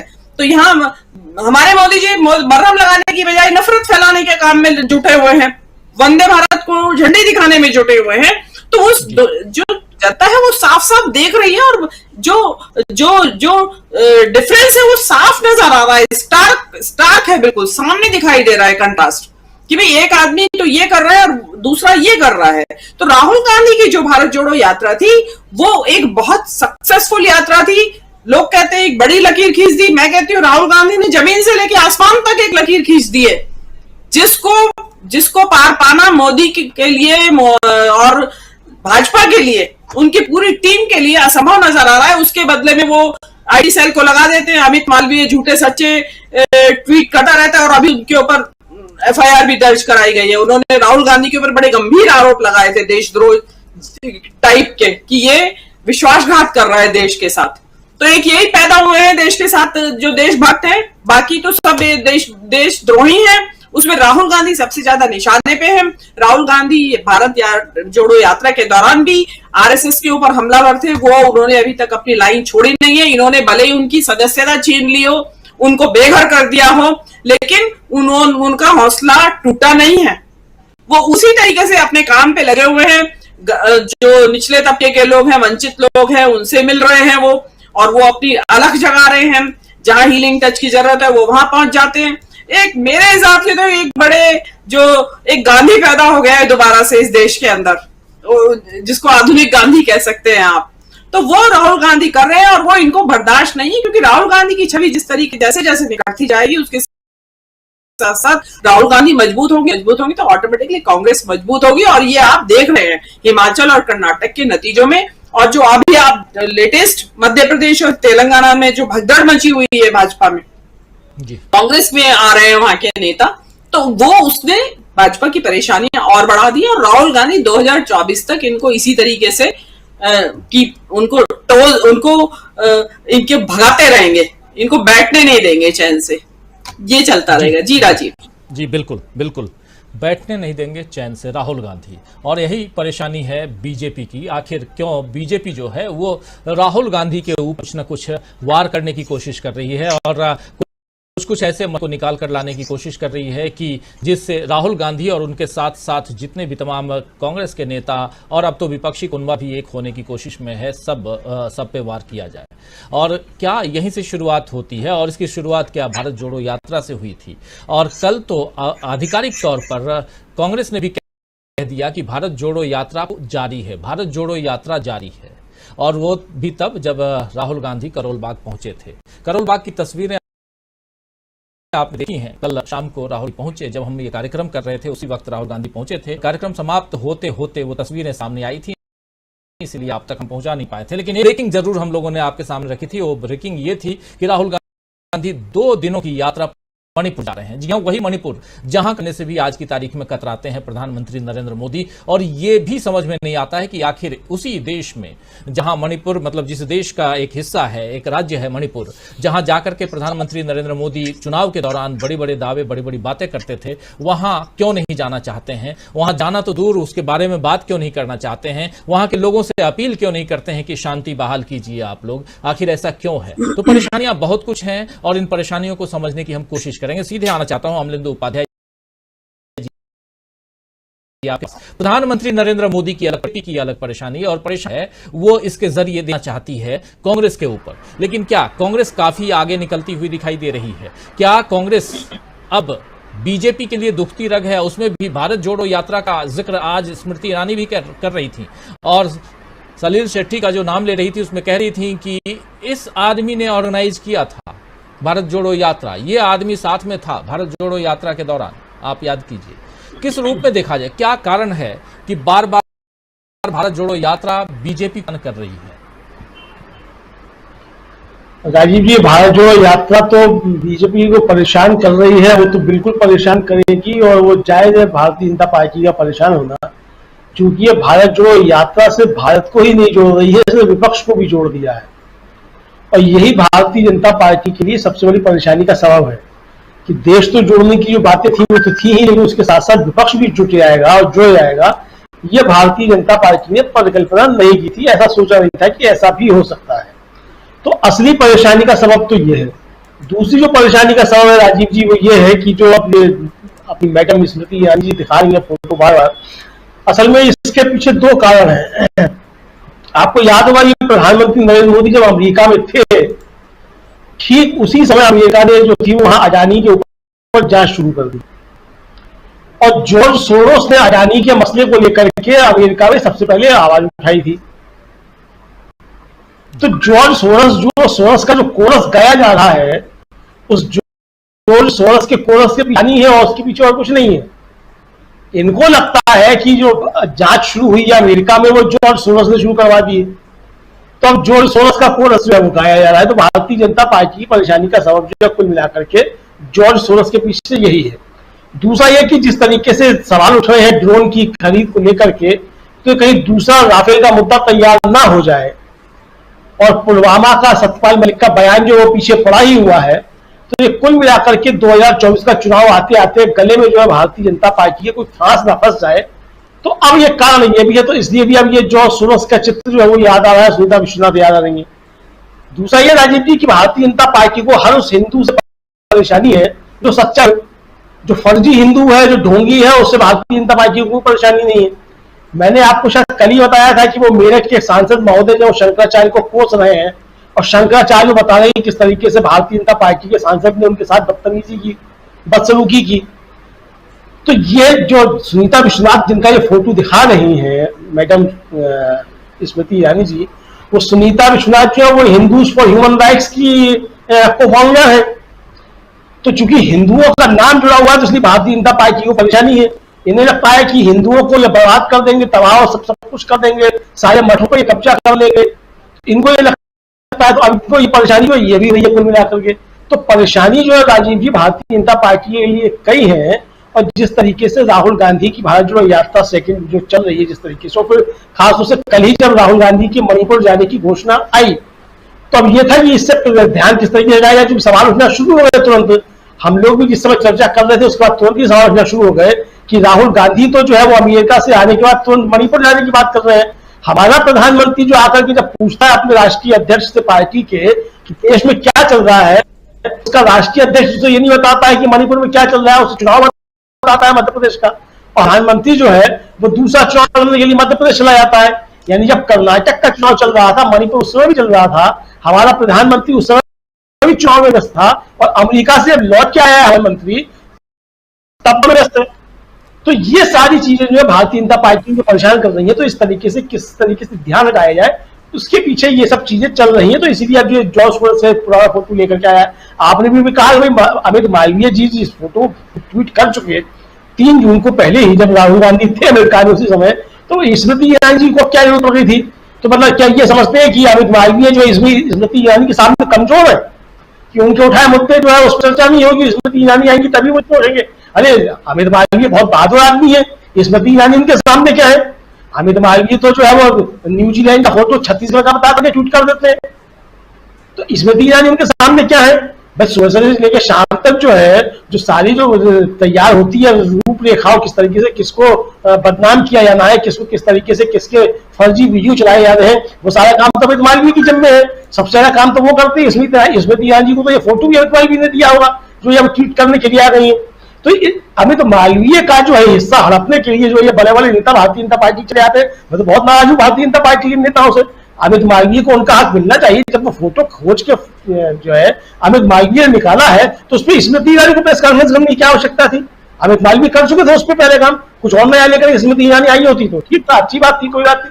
बहन की भारतीय जनता पार्टी का अंदरूनी मसला है, कौन किसका हक मांग रहा है, हम सब इस पर नहीं जाना चाहते, जो उनकी अपनी हर पार्टी की अपनी जो है वो होती है, रणनीति होती है और उनका एक सिस्टम होता है कि वहाँ कौन किस तरीके से काम करता है। अब स्मृति ईरानी जी आ गए अमित मालवीय जी का हक मांगने के लिए, तो अमित मालवीय जी लड़ स्मृति ईरानी से आकर के, हम उसमें बीच में कौन होते हैं? लेकिन इतना आपत्ति हम जरूर उठाएंगे कि जिस फोटो को अमित मालवीय जी ट्वीट कर चुके हो, सवाल उठा चुके उस पर अभी स्मृति ईरानी ने उसमें कुछ नया जोड़ा होता तो बात थी, इसमें कोई आपने कुछ नया जोड़ दिया, आप पुरानी चीज को लेकर क्या गई? तो कुल मिला के राजीव जी मुझे लगता यही है कि एक तो आजादी का मसला, दूसरा जिस तरीके से व्हाइट हाउस ने जवाब दिया सबरीना सिद्दीकी के मसले पे, उससे भी ये लगा, संदेश ये गया कि ये सीधा सीधा जो प्रधानमंत्री नरेंद्र मोदी को जवाब दिया गया है। क्योंकि भारतीय जनता पार्टी में प्रधानमंत्री नरेंद्र मोदी के सामने किसी की कोई हैसियत नहीं है, बिना उनके आदेशों का पत्ता भी नहीं हिलता भारतीय जनता पार्टी के अंदर, जो भी करते हैं वो प्रधानमंत्री करते हैं। तो अब अमित मालवीय ने किया हो, चाहे आईटी सेल ने किया हो, चाहे किसी ने भी किया हो, सबरीना सिद्दीकी के खिलाफ अगर कोई कैंपेन बड़ा आपको कैंपेन चला और भारतीय जनता पार्टी का आईटी सेल उसके पीछे था, तो जाहिर सी बात है प्रधानमंत्री के आशीर्वाद की वजह नहीं था, क्योंकि सब कुछ वही करते हैं भारतीय जनता पार्टी में, दूसरा कोई कुछ करता ही नहीं है। 24 घंटे वो यही काम करते हैं, 24 घंटे काम करते हैं। तो इसलिए जो है ये सारी चीजें भारतीय जनता पार्टी की जो परेशान करने वाली हो रही है, मुझे लगता है कि परेशानियां बढ़ेंगी। उत्तर प्रदेश का चौड़ा आता जा रहा है, मणिपुर हंसता जा रहा है और पूर्वोत्तर में जो पूरे पूर्व राज्यों में स्थिति जो है वो बहुत खराब होती जा रही है और कि देश जो है वो असुरक्षित हाथों में है। इसलिए अब इससे कैसे बाहर निकला जाए, इसके लिए सारी 3-5 किए जा रहे हैं। 3-5 लेकिन कौन कर रहा है, ये भी बड़ा सवाल है। देश में चुनाव है और प्रशांत टंडन जी कहते हैं कि जुलाई अगस्त से हवा बदल जाएगी। प्रशांत जी फिर से आता हूं, कई बार इसी मन से हम लोग ये बात कह चुके हैं, जरा अब हवा बदलने वाली बात करते हैं। जॉर्ज सोरोस का नाम बार बार बीजेपी ले रही है और बड़े तगड़े ढंग से ले रही है। क्या जॉर्ज सोरोस में इतनी ताकत है कि बीजेपी की सरकार को गिरा दें? क्या जॉर्ज सोरोस जो हैं वो राहुल गांधी की इतनी मदद कर देंगे? क्या लगता है? और दूसरी बात, जॉर्ज सोरोस थोड़ा सा, क्योंकि उनका नाम ले रही है बीजेपी और आज खुले मंच से, और उसमें भी स्मृति ईरानी जो केंद्रीय मंत्री हैं उन्होंने नाम लिया है, तो ये वाजिब है कि उनकी चर्चा की जाए। दूसरी बात ये कि प्रधानमंत्री नरेंद्र मोदी जब चुनाव का आगाज कर रहे हैं तो उनके मन में भी डर दिखाई दे रहा है, साफ साफ दिखाई दे रहा है। क्या कहीं ना कहीं रणनीतिक तौर पर भूल कर बैठे हैं प्रधानमंत्री नरेंद्र मोदी और आप हंसते हुए दिखाई दे रहे हैं? बात करना जानना चाहता हूं आपसे, जॉर्ज सोरोस के अलावा जो सियासी जो रणनीतियां गतिविधियां चल रही हैं भारत के अंदर, वो किस दिशा में जा रही हैं? देखिए, जॉर्ज सोरोस के मामले में सिर्फ मैं इतना बात कहूंगा कि ठीक है, वो उद्योगपति हैं, बहुत पैसे वाले हैं और वो इस तरीके के पॉलिटिकल एक्टिविटीज को फंड भी करते हैं, इसके बारे में जाने जाते हैं। वो ट्रंप के खिलाफ उन्होंने डेमोक्रेटिक पार्टी के कई उम्मीदवारों को फंड किया और बहुत ट्रांसपेरेंट तरीके से फंड किया। देखिए, अमेरिका में कोई भी चीज होती है बहुत ही पारदर्शिता होती है। वहां पे कंपनी भी है, पार्लियामेंट में उसको वो इनरोल करती हैं अपने आप को और वो डिक्लेयर करती हैं कि फला चीज के लिए हम फला सीनेटर से लॉबिंग कर रहे हैं और उसकी कॉस्ट भी आती है जो कि सीनेट और कांग्रेस की वेबसाइट में होती है। आज भी आप जाके देख सकते हैं। अमेरिका का सिस्टम बड़ा ट्रांसपेरेंट, वहां कोई पर्दे के पीछे कुछ नहीं है। तो जॉर्ज सोरोस भी पर्दे के पीछे से कुछ नहीं कर रहे हैं, एक बात। दूसरा कि देखिए, ये अफवाहें, एक जो मैप आपने दिखाया था, माइंड मैप, वो भी उस अफवाह का हिस्सा है। वो व्हाट्सएप में वो माइंड मैप मेरे पास 2 साल पहले आ चुका है, कोरोना के समय। तो ये घूम रहा है। तो इनके जो सोर्सेज हैं, जो गप जहां से इनको मिलती है, वो गप के ठिकाने मैं भी जानता हूं, इसलिए मेरे पास भी वो चीजें पहुंचती हैं कई बार। ये जो माइंड मैप है ये मैं देख चुका था पहले ही, इसलिए वो आईटी सेल में जाता है। मैं चाहता हूं कि एक बार जिसके बारे में आप जिक्र कर रहे हैं जरा उस मैप को ले आइए, जो अमित मालवीय ने जिसको शेयर किया था, जिसके बारे में बता रहे हैं जी प्रशांत टंडन जी, जरा वो उस मैप को लाइए। अब वो इंटरनेट में ये माइंड मैप कोरोना के बाद ये बहुत घूम रहा था कोरोना के दिनों में, तो ये सब चीजें देखिए बनाई जाती हैं वायरल करने के लिए। इससे इंस्पायर होके कोई कैबिनेट मंत्री अगर प्रेस कॉन्फ्रेंस करेगा और वो अमेरिका में जाएगा तो आपका मजाक ही उड़ेगा। आप भारत का जो प्रतिष्ठा है उसके साथ आप समझौता कर रही, क्योंकि आपको गंभीरता से कौन लेगा, कोई आप मामूली विधायक तो है नहीं। अगर मुख्यमंत्री और इस तरीके के कैबिनेट मिनिस्टर अगर लगेंगे तो मुझे लग रहा है कि बहुत इल एडवाइज्ड है, कोई गलत सलाह इनको दे रहा है। और इस पूरे प्रकरण में देखिए कि जब से अमेरिका में एक के बाद एक सेल्फ गोल हो रहे हैं, विदेश मंत्री चुप हैं, विदेश मंत्रालय की तरफ से कुछ नहीं आ रहा है, बोलना तो उनको चाहिए। तो मुझे लग रहा है कहीं कोई या तो समझ की कमी है या इनको कोई गलत एडवाइस कर रहा है, और ये अमेरिकन एस्टेब्लिशमेंट के उन हिस्सों पे बेवजह निशाना बना रहे हैं जो जिससे इनको मतलब पॉलिटिकली या रिश्तों में अमेरिका के साथ मोदी जी की जो गर्मजोशी है उसमें जाहिर सी बात है कमी आएगी। हथियार तो बेचेगा, आप खरीदेंगे, वो तो मिलिट्री इंडस्ट्रियल कॉम्प्लेक्स का हिस्सा है, उनका धंधा है हथियार बेचना। लेकिन जो सामरिक रिश्ते होते हैं उन रिश्तों में गर्मजोशी की कमी बहुत होगी, और अमेरिका ने बहुत स्पष्ट तरीके से, देखिए डिप्लोमेसी में बहुत सीधे कोई बात नहीं कही जाती है, हम सब जानते हैं। जिसको हम लोग आम कोई अगर गोल गोल घुमा के बात कर रहा होता तो हम लोग मजाक में कहते हैं कि बहुत डिप्लोमेटिक भाषा में बात कर रहे हो, तो डिप्लोमेटिक भाषा गोल मोल होती है। अमेरिका ने बहुत स्पष्ट तरीके से सिलसिलेवार तरीके से इवेंट ऑर्गेनाइज करके अंदर से बाहर से जैसे भी उनके member of parliament 75 member of parliament ने चिट्ठी लिख डाली। ओबामा का इंटरव्यू आ रहा है जब मोदी जी व्हाइट हाउस में हैं। जिस दिन आखिरी दिन था मोदी का उस दिन अडानी के ऊपर 2 जांच बैठ गई, और खबर तब आई राजीव जी जब अमेरिका में सुबेरा नहीं हुआ था, आपके साथ हमने की न्यूज चलाई थी यहाँ पे जी। तो बहुत ही स्ट्रेटेजिक टाइमिंग थी उसकी कि कब इंडियन मीडिया में जाएगा। वो अर्ली मॉर्निंग यहां आ गया, उस वक्त अमेरिका में तो रात थी, दफ्तर बंद हो चुके हैं, तब वो खबर आई है जहां से भी हम लोगों को मिली। तो अब टाइमिंग देखिए ना, 11-12 घंटे का फर्क है हमारे और अमेरिका में। बिल्कुल। तो इससे मुझे लग रहा है कि अमेरिका ने बहुत स्पष्ट तरीके से 2 बातें कर दी हैं। एक कि भारत से उनके रिश्ते कैसे हैं, बहुत अच्छे हैं, भारत के साथ वो इंगेज करेंगे, भारत के साथ उनके स्ट्रेटेजिक टाई अप हैं, और भारत के लोकतंत्र और संविधान और डेमोक्रेटिक जो कन्वेंशंस हैं उनका वो बहुत सम्मान करते हैं। ये अमेरिका ने दिखा दिया। दूसरा, उन्होंने कहा कि वो मोदी साहब की उतनी रिस्पेक्ट नहीं करते जितनी भारत की करते हैं। मोदी साहब को उन्होंने अलग ब्रैकेट में रखा, और ये संदेश पूरे पश्चिम दुनिया में चला गया डिप्लोमेटिक सर्किल में कि इंडिया अलग है, मोदी जी अलग हैं। और अमेरिका में प्रेस कॉन्फ्रेंस ना करना या प्रेस कॉन्फ्रेंस का तिरस्कार करना और जवाब ना दे पाना, उसके बाद उस पत्रकार को ट्रोल करना, आप समझिए कि आप भड़ाभड़ 5-6 सेल्फ गोल कर रहे हैं अपनी गोल पे, और उसके उल्टा आप राहुल गांधी को देखिए कि जहां भी जा रहे हैं सवालों के जवाब दे रहे हैं।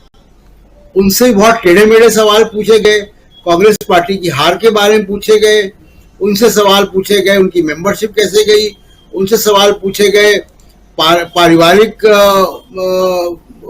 डायनेस्टी को लेकर, परिवारवाद को लेकर, जिसका जवाब दिया उन्होंने। तो राहुल गांधी ने तो कुछ किसी को ट्रोल नहीं किया, उन पत्रकारों को या उन लोगों को जिन्होंने डायनेस्टी को लेकर सवाल पूछे या कांग्रेस पार्टी की खराब परफॉर्मेंस पे सवाल पूछे, वो सवाल भी हम लोगों ने देखे। तो ये फर्क वहां पे अमेरिका ने ये कर दिया है और ये धीमे धीमे इनको समझ में आएगा। और जितना ये कर रहे हैं, मुझे लग रहा है कि इनको ये इल एडवाइस है, मैं दोबारा कहूंगा, या समझ नहीं है और ये कॉम्प्लिकेट करेंगे चीजों को। दूसरी चीज देखिए, मेन मुद्दा तो राहुल गांधी और अपोजिशन की यूनिटी है। और अब ऐसा लग रहा है घटनाओं को देखकर, इनकी डेस्परेशन को देखकर, कल का मोदी जी का, आज स्मृति ईरानी की प्रेस कॉन्फ्रेंस, अगले 24 घंटे में रविशंकर प्रसाद की भी प्रेस कॉन्फ्रेंस हो जाए, तो इसको देखकर लग रहा है कि इनके पास आइडियाज नहीं है। इनको समझ में नहीं आ रहा है कि राहुल गांधी को डील कैसे करें। तो एक तो ये कमी है। दूसरी चीज, राजनीति में राजीव जी हम सब जानते हैं, एजेंडा कौन सेट करता है और उसकी प्रतिक्रिया कौन करता है। जो एजेंडा सेट करता है वही बादशाह होता है, वही पॉलिटिक्स को कंट्रोल करता है। एक समय था कि बीजेपी एजेंडा सेट करती थी और बाकी लोग रिएक्ट करते थे। आज बीजेपी रिएक्ट कर रही है, सोशल मीडिया से तस्वीरें निकाल के कैबिनेट मिनिस्टर दिखा रही है। कोई एक वो घिसा पिटाए ग्राफिक चल रहा है 2 साल से, उसको दिखा रही है। इसका मतलब है कि एजेंडा बीजेपी नहीं सेट कर पा रही है, एजेंडा कांग्रेस सेट कर रही है, विपक्ष सेट कर रहा है और ये उस पर रिएक्ट कर रहे हैं। तो जाहिर सी बात है कि ये तो पॉलिटिकल दस्तूर है, जिसको कहते हैं ना थंब रूल, कि एजेंडा कौन सेट करता है और रिएक्ट कौन करता है। और ये थंब रूल पहले भी सही हुआ था, आगे भी सही होगा। राजीव जी। जी बिल्कुल। एजेंडा सेट कौन कर रहा है? क्या एजेंडा बीजेपी की जगह पे अब कांग्रेस सेट कर रही है? आना चाहता हूं संजय जी, आपका नजरिया समझना चाहता हूं। क्या कांग्रेस लगातार चुनाव दर चुनाव और पिछले चुनाव में भी हमने देखा, कर्नाटक के चुनाव में भी एजेंडा सेट करते हुए कांग्रेस दिखाई दी और सेल्फ गोल करती हुई बीजेपी दिखाई दे रही थी। और याद कीजिए कर्नाटक में जब बजरंग दल बनाम बजरंग बली और बजरंग बली का नाम जहां आया, उसके बाद से बीजेपी लपकने की कोशिश की। बीजेपी प्रधानमंत्री नरेंद्र मोदी बजरंग बली का खूब नाम लेते रहे। कई लोग पे अलग अलग बीजेपी के कार्यकर्ता हनुमान चालीसा पढ़ते हुए नजर आए, लेकिन इसके बाद परिस्थितियां बिल्कुल दूसरी नजर आई, सब आपने देखा। तो क्या अब एजेंडा बदलता जा रहा है और उसमें भी फंसती जा रही है बीजेपी, ऐसा माना जाए, और उसमें सेंटर में राहुल गांधी? बिल्कुल, मुझे लगता है या दिखाई दे रहा है कि ये लोग जब सत्ता में आए थे तो उसके बाद समझ रहे थे कि हम राहुल गांधी को डैमेज कर देंगे, बाकी लोगों को कंट्रोल कर लिया था। राहुल गांधी को डैमेज करना था और वो पप्पू है, वो उन्होंने साबित कर दिया था। उसके लिए झूठे सच्चे वीडियो चलाते रहे और वगैरह वगैरह, और इनको लग रहा था कि बात इनकी बन गई और हो गया। 2019 उसका उदाहरण है। 2019 में जैसे ये लोग जीत गए, पुलवामा हो गया और पुलवामा का फायदा उठाए और उठा पाए और जीत गए। लेकिन 2024 में स्थिति काफी बदली हुई है और इसकी शुरुआत वाकई, जैसा आपने पहले कहा, कि भारत जोड़ो यात्रा से हुई। और भारत जोड़ो यात्रा की योजना जब बनी थी तभी उसका विरोध शुरू हो गया था और तभी वो नेशनल हेराल्ड वाला केस सामने आ गया और पूछताछ शुरू हो गई और उसको रोकने, डराने धमकाने की कोशिश सारी हो गई। राहुल गांधी उससे डरे नहीं, दबे नहीं, और अंत हुआ उनकी सदस्यता जाने, बंगला खाली कराने वगैरह वगैरह तक। और वो जो केस है अपनी जगह, वो तो है ही है। तो ये जो कर रहे हैं और राहुल गांधी उसको जैसे ले रहे हैं, वो एकदम उल्टा असर कर रहा है। कि ये जो चाह रहे हैं वो हो नहीं रहा है, राहुल गांधी को उल्टा फायदा हो जा रहा है और ये सेल्फ गोल हो जा रहा है। तो ये बिल्कुल यही चल रहा है और ये बुरी तरह फंस गए। जहां तक काम करने की बात है, ये सब संभल जाता तब जब ये कुछ काम कर रहे होते, काम करते दिखते, तो काम ये करते नहीं। और अब जो इन्होंने कहा कि हम गारंटी देते हैं भ्रष्टाचारियों के खिलाफ कार्रवाई करेंगे, तो 2014 के भ्रष्टाचारियों के खिलाफ आपने 10 साल तो कुछ किया नहीं या कर नहीं पाए, और अब आप कह रहे हैं कि 2024 के बाद के भ्रष्टाचारी के खिलाफ कार्रवाई करेंगे।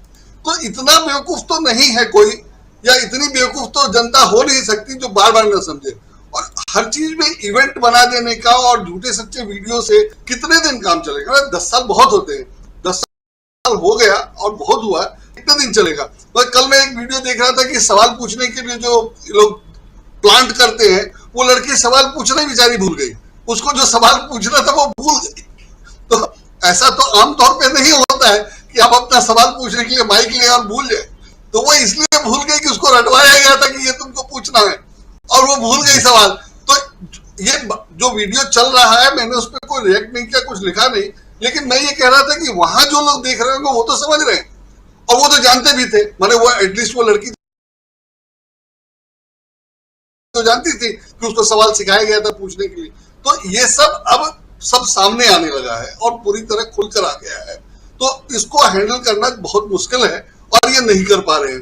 तो अगर आप काम कर रहे होते तो शायद ये सब कमियां कहीं संभल भी जाती, वो संभल नहीं पा रही है। आप जो बोल रहे हैं कि हम ये करेंगे वो करेंगे, उसमें कोई दम नहीं है। अब मणिपुर में आपने 55 दिन हो गए करीब करीब, 55 दिन में आप उसको कंट्रोल नहीं कर पाए। वो रुका तो अपनी से जल गई, जलने के बाद क्या जलाएंगे आप? राख को क्या जलाएंगे? वो वाली हालत है। आपने रोकने के लिए तकरीबन कुछ नहीं किया, जबकि इतने बड़े देश में, मणिपुर जैसे राज्य में सेंट्रल फोर्सेस को भर देना 1-2 दिन का काम था। 1-2 दिन में आप भर देते, और ये तो पहले दिन समझ में आ गया था कि कितना बढ़ेगा, समझ में आ जाना चाहिए था। और उस हिसाब से अगर आप सिक्योरिटी फोर्सेस डाल देते, वहां पहुंचा देते, तो कुछ नहीं होता। लेकिन आपको वो करना था कि नहीं करना था, और नहीं कर पाए तो और भी बुरी बात है। तो सिक्योरिटी फोर्सेस को आप लगा कर, और दूसरी तरफ सिर्फ यही नहीं है, बंगाल के लोकल बॉडीज के इलेक्शन में सेंट्रल सिक्योरिटी फोर्सेस लगाने के लिए आप आमादा है। उसके लिए सुप्रीम कोर्ट में जा रहे हैं कि नहीं लगाना पड़े और लगाना पड़े। दोनों पार्टी, मैं पूरी पॉलिटिक्स की बात कर रहा हूं कि बंगाल में लोकल बॉडी के इलेक्शन में सिक्योरिटी फोर्सेस लगा करके उसको कंट्रोल कर दिया जाए, या उसका रिजल्ट अपने फेवर में ले लिया जाए। उसके लिए तो आप परेशान हैं और आप एक्टिव हैं, लेकिन मणिपुर में सिक्योरिटी फोर्सेस लगा करके आपने लोगों की जान माल की सुरक्षा नहीं। 55 दिन हो गए और राहुल गांधी 55 दिन नहीं गए। उन्होंने इंतजार किया, देखते रहे, और जब ये क्लियर हो गया कि ये यही करेंगे, यही होने देंगे, तो अब उन्होंने जाने की घोषणा की है। तो अब आपके पास बोलने के लिए कुछ बचा नहीं। अगर पहले चले गए होते तो कहते क्यों जा रहे हैं, हमारे काम में हस्तक्षेप कर रहे हैं।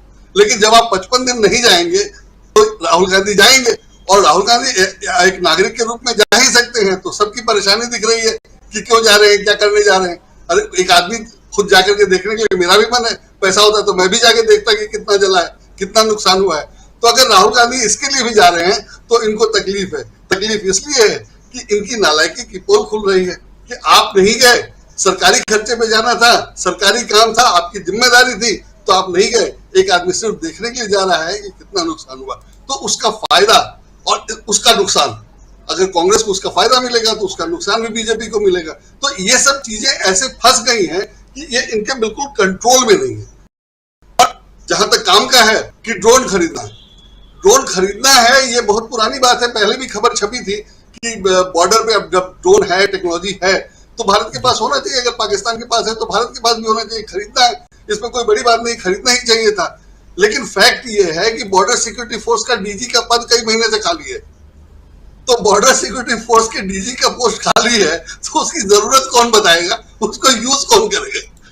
तो और उसमें तो जाहिर है आप जाकर के वही खरीदेंगे जो आपको मिलेगा या जो आपके दिमाग में, आपके समझ में आएगा। तो ऐसे तो काम हो रहा है, और इसको डिफेंड करने की जरूरत नहीं समझी जा रही है। सबसे बड़ी बात यह है कि एक स्टेटमेंट हो सकता था कि जरूरी है और वहां डीजी नहीं है, और इसलिए हमने ये खरीद लिया, जो हमें बेस्ट लगा वो हमने खरीद लिया। तो लेकिन इसकी भी जरूरत नहीं समझी जाती। तो इस तरह से अगर सरकार काम करेगी तो वो कितने दिन अपने आप को डिफेंड कर पाएगी, या उसको कोई और कितने दिन डिफेंड करेगा? और जहां तक ये स्मृति ईरानी का और सोरोस का मामला है, भाई राहुल गांधी को इलेक्शन लड़ना है, पैसा चाहिए। अगर वो पैसे के लिए गए थे तो क्या गलत गए थे? और पैसा वो तभी लाएंगे जब वो लीगली अलाउड होगा। चोरी से तो पैसा आ नहीं सकता, वो सिस्टम सारा आपने बंद कर दिया है। अडानी का आ गया, कैसे आया वो ठीक है, तो आप माने अगर मोदी जी की बात मानी जाए, सरकार की बात मानी जाए, तो विदेश से जो 20,000 करोड़ आया है वो बिल्कुल ठीक है, तो गलत तरीके से तो आ ही नहीं सकता है। तो सोरोस अगर पैसा देंगे कांग्रेस को चुनाव लड़ने के लिए, तो वो लेना तो कांग्रेस के लिए लेना गलत नहीं, क्योंकि उसको चुनाव लड़ना है। और सोरोस अगर देंगे और वो भारत लाना गलत होगा तो आ ही नहीं पाएगा, तो उसकी चिंता ही नहीं करनी चाहिए। तो ये परेशान क्यों है? परेशान सिर्फ इसलिए है कि किसी तरह कांग्रेस को बदनाम कर दो कि वो विदेशी मदद ले रहे हैं। अगर विदेशी मदद कानूनन अलाउड है, टेक्निकली ली जा सकती है, तो लेने में क्या दिक्कत है? आप तो यहाँ लेने नहीं दे रहे हो, आप तो किसी का चंदा नहीं लेने दे रहे हो, आप तो कॉर्पोरेट सोशल रिस्पॉन्सिबिलिटी का पैसा लेकर के पीएम केयर्स में फंसा दिए हो। तो पैसा तो आखिर कांग्रेस को चाहिए तो कहीं से तो लेगा ही। तो अगर वो सोरोस से लेना चाहता है तो मुझे लगता है कि उसमें गलत क्या है। और अगर लेगा और वो पैसा आएगा तो तभी आएगा जब आप भारत सरकार अलाउड करेगी या भारत सरकार के नियमों में होगा। तो इसलिए उसमें परेशान होने की कोई जरूरत नहीं है। तो इसीलिए कि सिर्फ बदनाम किया जाए, पुरानी चीजों को भी नए सिरे से पेश किया जा रहा है, ऐसे जैसे कि राहुल गांधी बहुत गलत कर रहे हैं अमेरिका से मिलकर के भारत सरकार को गिराने की। तो अगर भारत सरकार मतलब नरेंद्र मोदी की सरकार भारत के हित में नहीं है, भारत की जनता के हित में नहीं है, तो राहुल गांधी इसको गिराने की कोशिश कर रहे हैं, तो कुछ गलत नहीं है, तो बिल्कुल ठीक है, जरूरी है। और चुनाव में सरकार को हटाना, सरकार को गिराना तो सबसे सही तरीका है। तो इसमें कोई शिकायत या निंदा की बात ही नहीं है। लेकिन इनके पास चूंकि कुछ है नहीं, राहुल गांधी के खिलाफ भी कुछ नहीं है, तो इन्होंने यही ढूंढ दिया कि वो सोरोस से मिल गए, सोरोस से मिल गए। सोरोस से मिलना कोई पाप थोड़ी है। जब आप सिर्फ एक धर्म की बात कर सकते हैं, बाकी धर्म के लोगों को छोड़ देते हैं, बाकी चर्च जल सकते हैं देश में, तो राहुल गांधी के लिए सोरोस से मिलने में क्या दिक्कत है? अगर मणिपुर में 55 चर्च जल गए हैं और आप एक मंदिर बना करके वोट लेने और सरकार चलाने के लिए तैयार हैं और 255 चर्च की आपको चिंता नहीं है, तो आप सरकार में रहने लायक नहीं है। बाकी लोगों की चिंता ही नहीं कर रहे। तो इसमें अगर राहुल गांधी चाह रहे हैं कि इनकी सरकार चली जाए या इनको हराने के लिए काम कर रहे हैं, तो इसमें गलत क्या है? ये तो देश हित में है, देशभक्ति है। और राहुल गांधी, अगर राहुल गांधी को हिंदू माने तो और राहुल गांधी को हिंदू ना माने तो, वो दोनों स्थिति में दूसरे लोगों के लिए काम कर रहे हैं, अपने हिंदू के लिए तो काम ही नहीं कर रहे। वो तो दूसरे लोगों के लिए काम करेंगे, जाए तो बाकी लोगों का काम हो। तो इस तरह से राहुल गांधी कुछ भी गलत नहीं कर रहे। अगर वो अमेरिका से मिल रहे हैं, सोरोस से मिल रहे हैं, अमेरिका में भारत के खिलाफ बोल रहे हैं, तो बेहतर है वो इनको हराने के लिए कर, क्योंकि भारत में वो सब संभव नहीं है या उसका वो प्रभाव नहीं होता है, इसलिए वो अमेरिका में कर रहे हैं। तो मुझे लगता है बिल्कुल ठीक कर रहे हैं। और ये सब कारण भाजपा और सिर्फ भाजपा है, क्योंकि वो उस लेवल पे चुनाव या पॉलिटिक्स नहीं कर रही है जो उसको करना चाहिए था। राजू जी। जी जी बिल्कुल। राहुल लाल जी, क्लोजिंग कमेंट चाहूंगा आपसे। जी प्रशांत जी कुछ जोड़ना चाह रहे हैं? जी प्रशांत जी। हाँ, मैं इतना केवल जोड़ना चाह रहा हूँ, कहना चाह रहा हूँ कि ये सोरोस का जो पूरा मामला है, ये पूरी गप है। इसमें कोई ये कॉन्स्पिरेसी थ्योरी है और ये पूरी गप है। इसमें कोई सच्चाई कोई क्रेडिबल सोर्स से नहीं आया है। कोई वॉशिंगटन पोस्ट, कोई न्यूयॉर्क टाइम्स, कोई वॉल स्ट्रीट जर्नल, कोई और जगह पे नहीं आया है। ये केवल ये व्हाट्सएप यूनिवर्सिटी की इजाज है।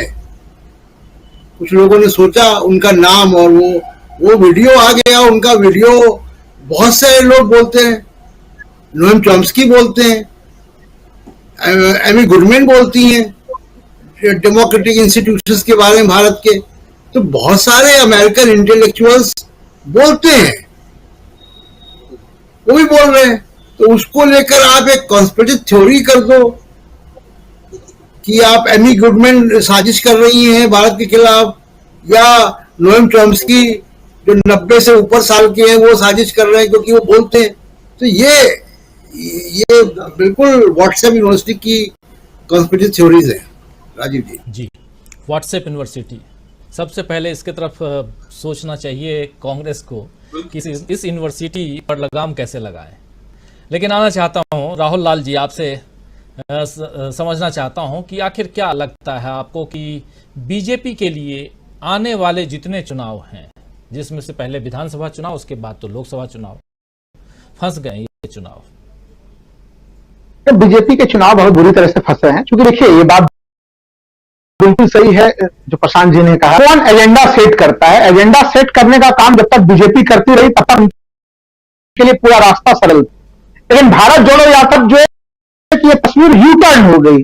तो में देखिए, अब जॉर्ज सोरोस का ही पूरा मामला ले लीजिए। व्हाट्सएप यूनिवर्सिटी का पूरा ज्ञान है, लेकिन जो लोग व्हाट्सएप यूनिवर्सिटी से ज्ञान लेते हैं तो थोड़ा वो भी अब लॉजिक लगा के रखते हैं। तो ये सवाल अब व्हाट्सएप यूनिवर्सिटी के विद्यार्थियों में भी उठने लगा है कि भाई हमारी ईडी वगैरह क्या इतनी कमजोर हो रही है कि बाहर से पहले फंडिंग लेके आके मोदी जी को गिरा देगा। तो क्या ईडी केवल देश में ही लगी हुई है? ये तमाम एजेंसियां खाली भारत में बिजी हैं, विदेश में इनका ध्यान नहीं है? चूंकि देखिए, लोग तो पूछ ही रहे हैं ये सवाल कि 20,000 करोड़ जिस तरह से अडानी जी का आया सेल कंपनियों के माध्यम से, वो सवाल अभी जनमानस में खत्म नहीं हुआ है। भले उस सवाल को मुख्य मीडिया के माध्यम से आप दबाने का प्रयास कीजिए। एक मीडिया चैनल तो अभी अडानी जी का जन्मदिन का पूरा समारोह बना ही रहा था, तो हम लोग देख भी रहे थे। लेकिन जनता के मन में यह सवाल है कि आखिर अडानी जी के सवाल का जवाब अडानी जी नहीं देते हैं और पूरे बीजेपी खड़ी हो जाती है उनके जवाब में। स्पष्ट है कि इन दोनों के बीच में बहुत जमीनी रिश्ता है। और यह सवाल राहुल गांधी ने जिस तरह से उठाया है, ये भारत के जन जन यानी कि किसी गांव में भी जाके छोटे से बच्चे से भी अगर हम लोग सवाल पूछे तो अडानी और मोदी जी के बीच का क्या संबंध है, क्या रिश्ता है, क्या कारण है, अब उसको लोग समझ चुके हैं। तो ये एक तो ये स्थिति है। दूसरी स्थिति देखिए, जो यहाँ पे पूरा मामला है, देखिए अगर जॉर्ज सोरोस अभी कह देते, एक टूलकिट का मामला हमेशा उठता रहता है। विदेश में कहीं कोई इस सरकार का एक छोटा सा अदना आदमी भी प्रशंसा कर दे तो तमाम जगह भारतीय जनता पार्टी के लोग ढोल पिटना शुरू कर देते हैं, भारत विश्वगुरु बन गया, विश्वगुरु बन गया। और अगर कोई एक आदमी शिकायत कर दे तो होता है कि टूलकिट गैंग सक्रिय हो गया। देखिए, विदेश से टूलकिट गैंग सक्रिय हो गया है। तो देखिए, एक दो बार तो ये चीजें लोगों को सुनने में अच्छी लगी, लेकिन जब लोगों का सामना हो रहा है कि टमाटर अगर 120 रुपए किलो अगर बिक रहा है अचानक से, आपके जो है कि डीजल पेट्रोल के मूल्य 100 के पास पहुंचने जा रहे हैं, उज्ज्वला योजना के तहत आपने सिलेंडर घर घर पहुंचा दिया, सिलेंडर 1200 रुपये हो गए, तो महंगाई देखिए, महंगाई को लेकर कितना विरोधाभासी स्थिति है।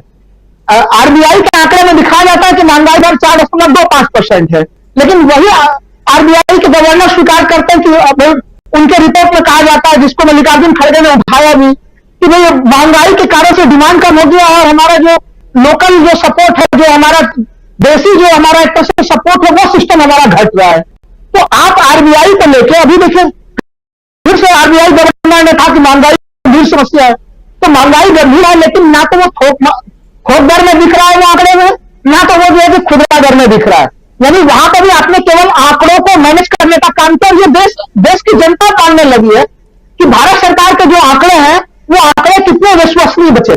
आपके आंकड़ों की विश्वसनीयता नहीं, आपके योजनाओं की विश्वसनीयता नहीं। सबका साथ सबका विकास, हर जगह अगर किसी को कोई अगर सवाल पूछ दे अभी कि भाई अल्पसंख्यकों के बजट में कटौती हो रही है, तो तमाम मंत्री आके ये बहस करते हैं कि भाई सड़क बन रहा, सड़क सबों के लिए। तो क्या 2014 से पहले सड़क बनते थे तो क्या उस समय केवल उन सड़कों पर हिंदू चला करते थे, केवल मुस्लिम चलते थे? और योजनाएं तो जो होती है वो सबों के लिए, हमेशा से स्वतंत्र भारत से सभी योजनाएं बनी वो सबों के लिए बनी। लेकिन आर्टिकल 29 और 30 हमारे अल्पसंख्यकों के लिए अल्पसंख्यक मंत्रालय है, आप उसके बजट में कटौती कर रहे हैं और उसके बदले में कह दीजिए कि नहीं हमने लाभार्थी योजना चलाया, सबों को लाभ मिल रहा है।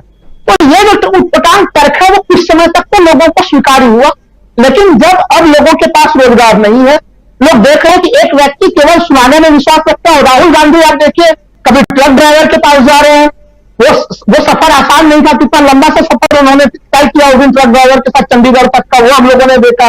कल ही वो पहुंच गए। आप सोच के देखें, अभी हमारे पत्रकार मित्र मणिपुर से लौटे हैं इम्फाल से, उन्होंने अभी भी कहा कि मणिपुर की स्थितियां आसान नहीं है। मैं मानूंगा कि राहुल गांधी केवल देशभक्त नहीं है, काफी वीर और बहादुर है। अभी इस समय मणिपुर जाना सुरक्षा से कम नहीं है। वो वहां पर अभी भी एक तरह से सुरक्षा के खतरे हैं, लेकिन राहुल गांधी ने एक तरह से देश को जोड़ने के लिए जो उनका प्रण है, एक तरह से जो इस देश के प्रति उनकी प्रतिबद्धता है, उस कारण से उन्होंने यह निर्णय लिया है।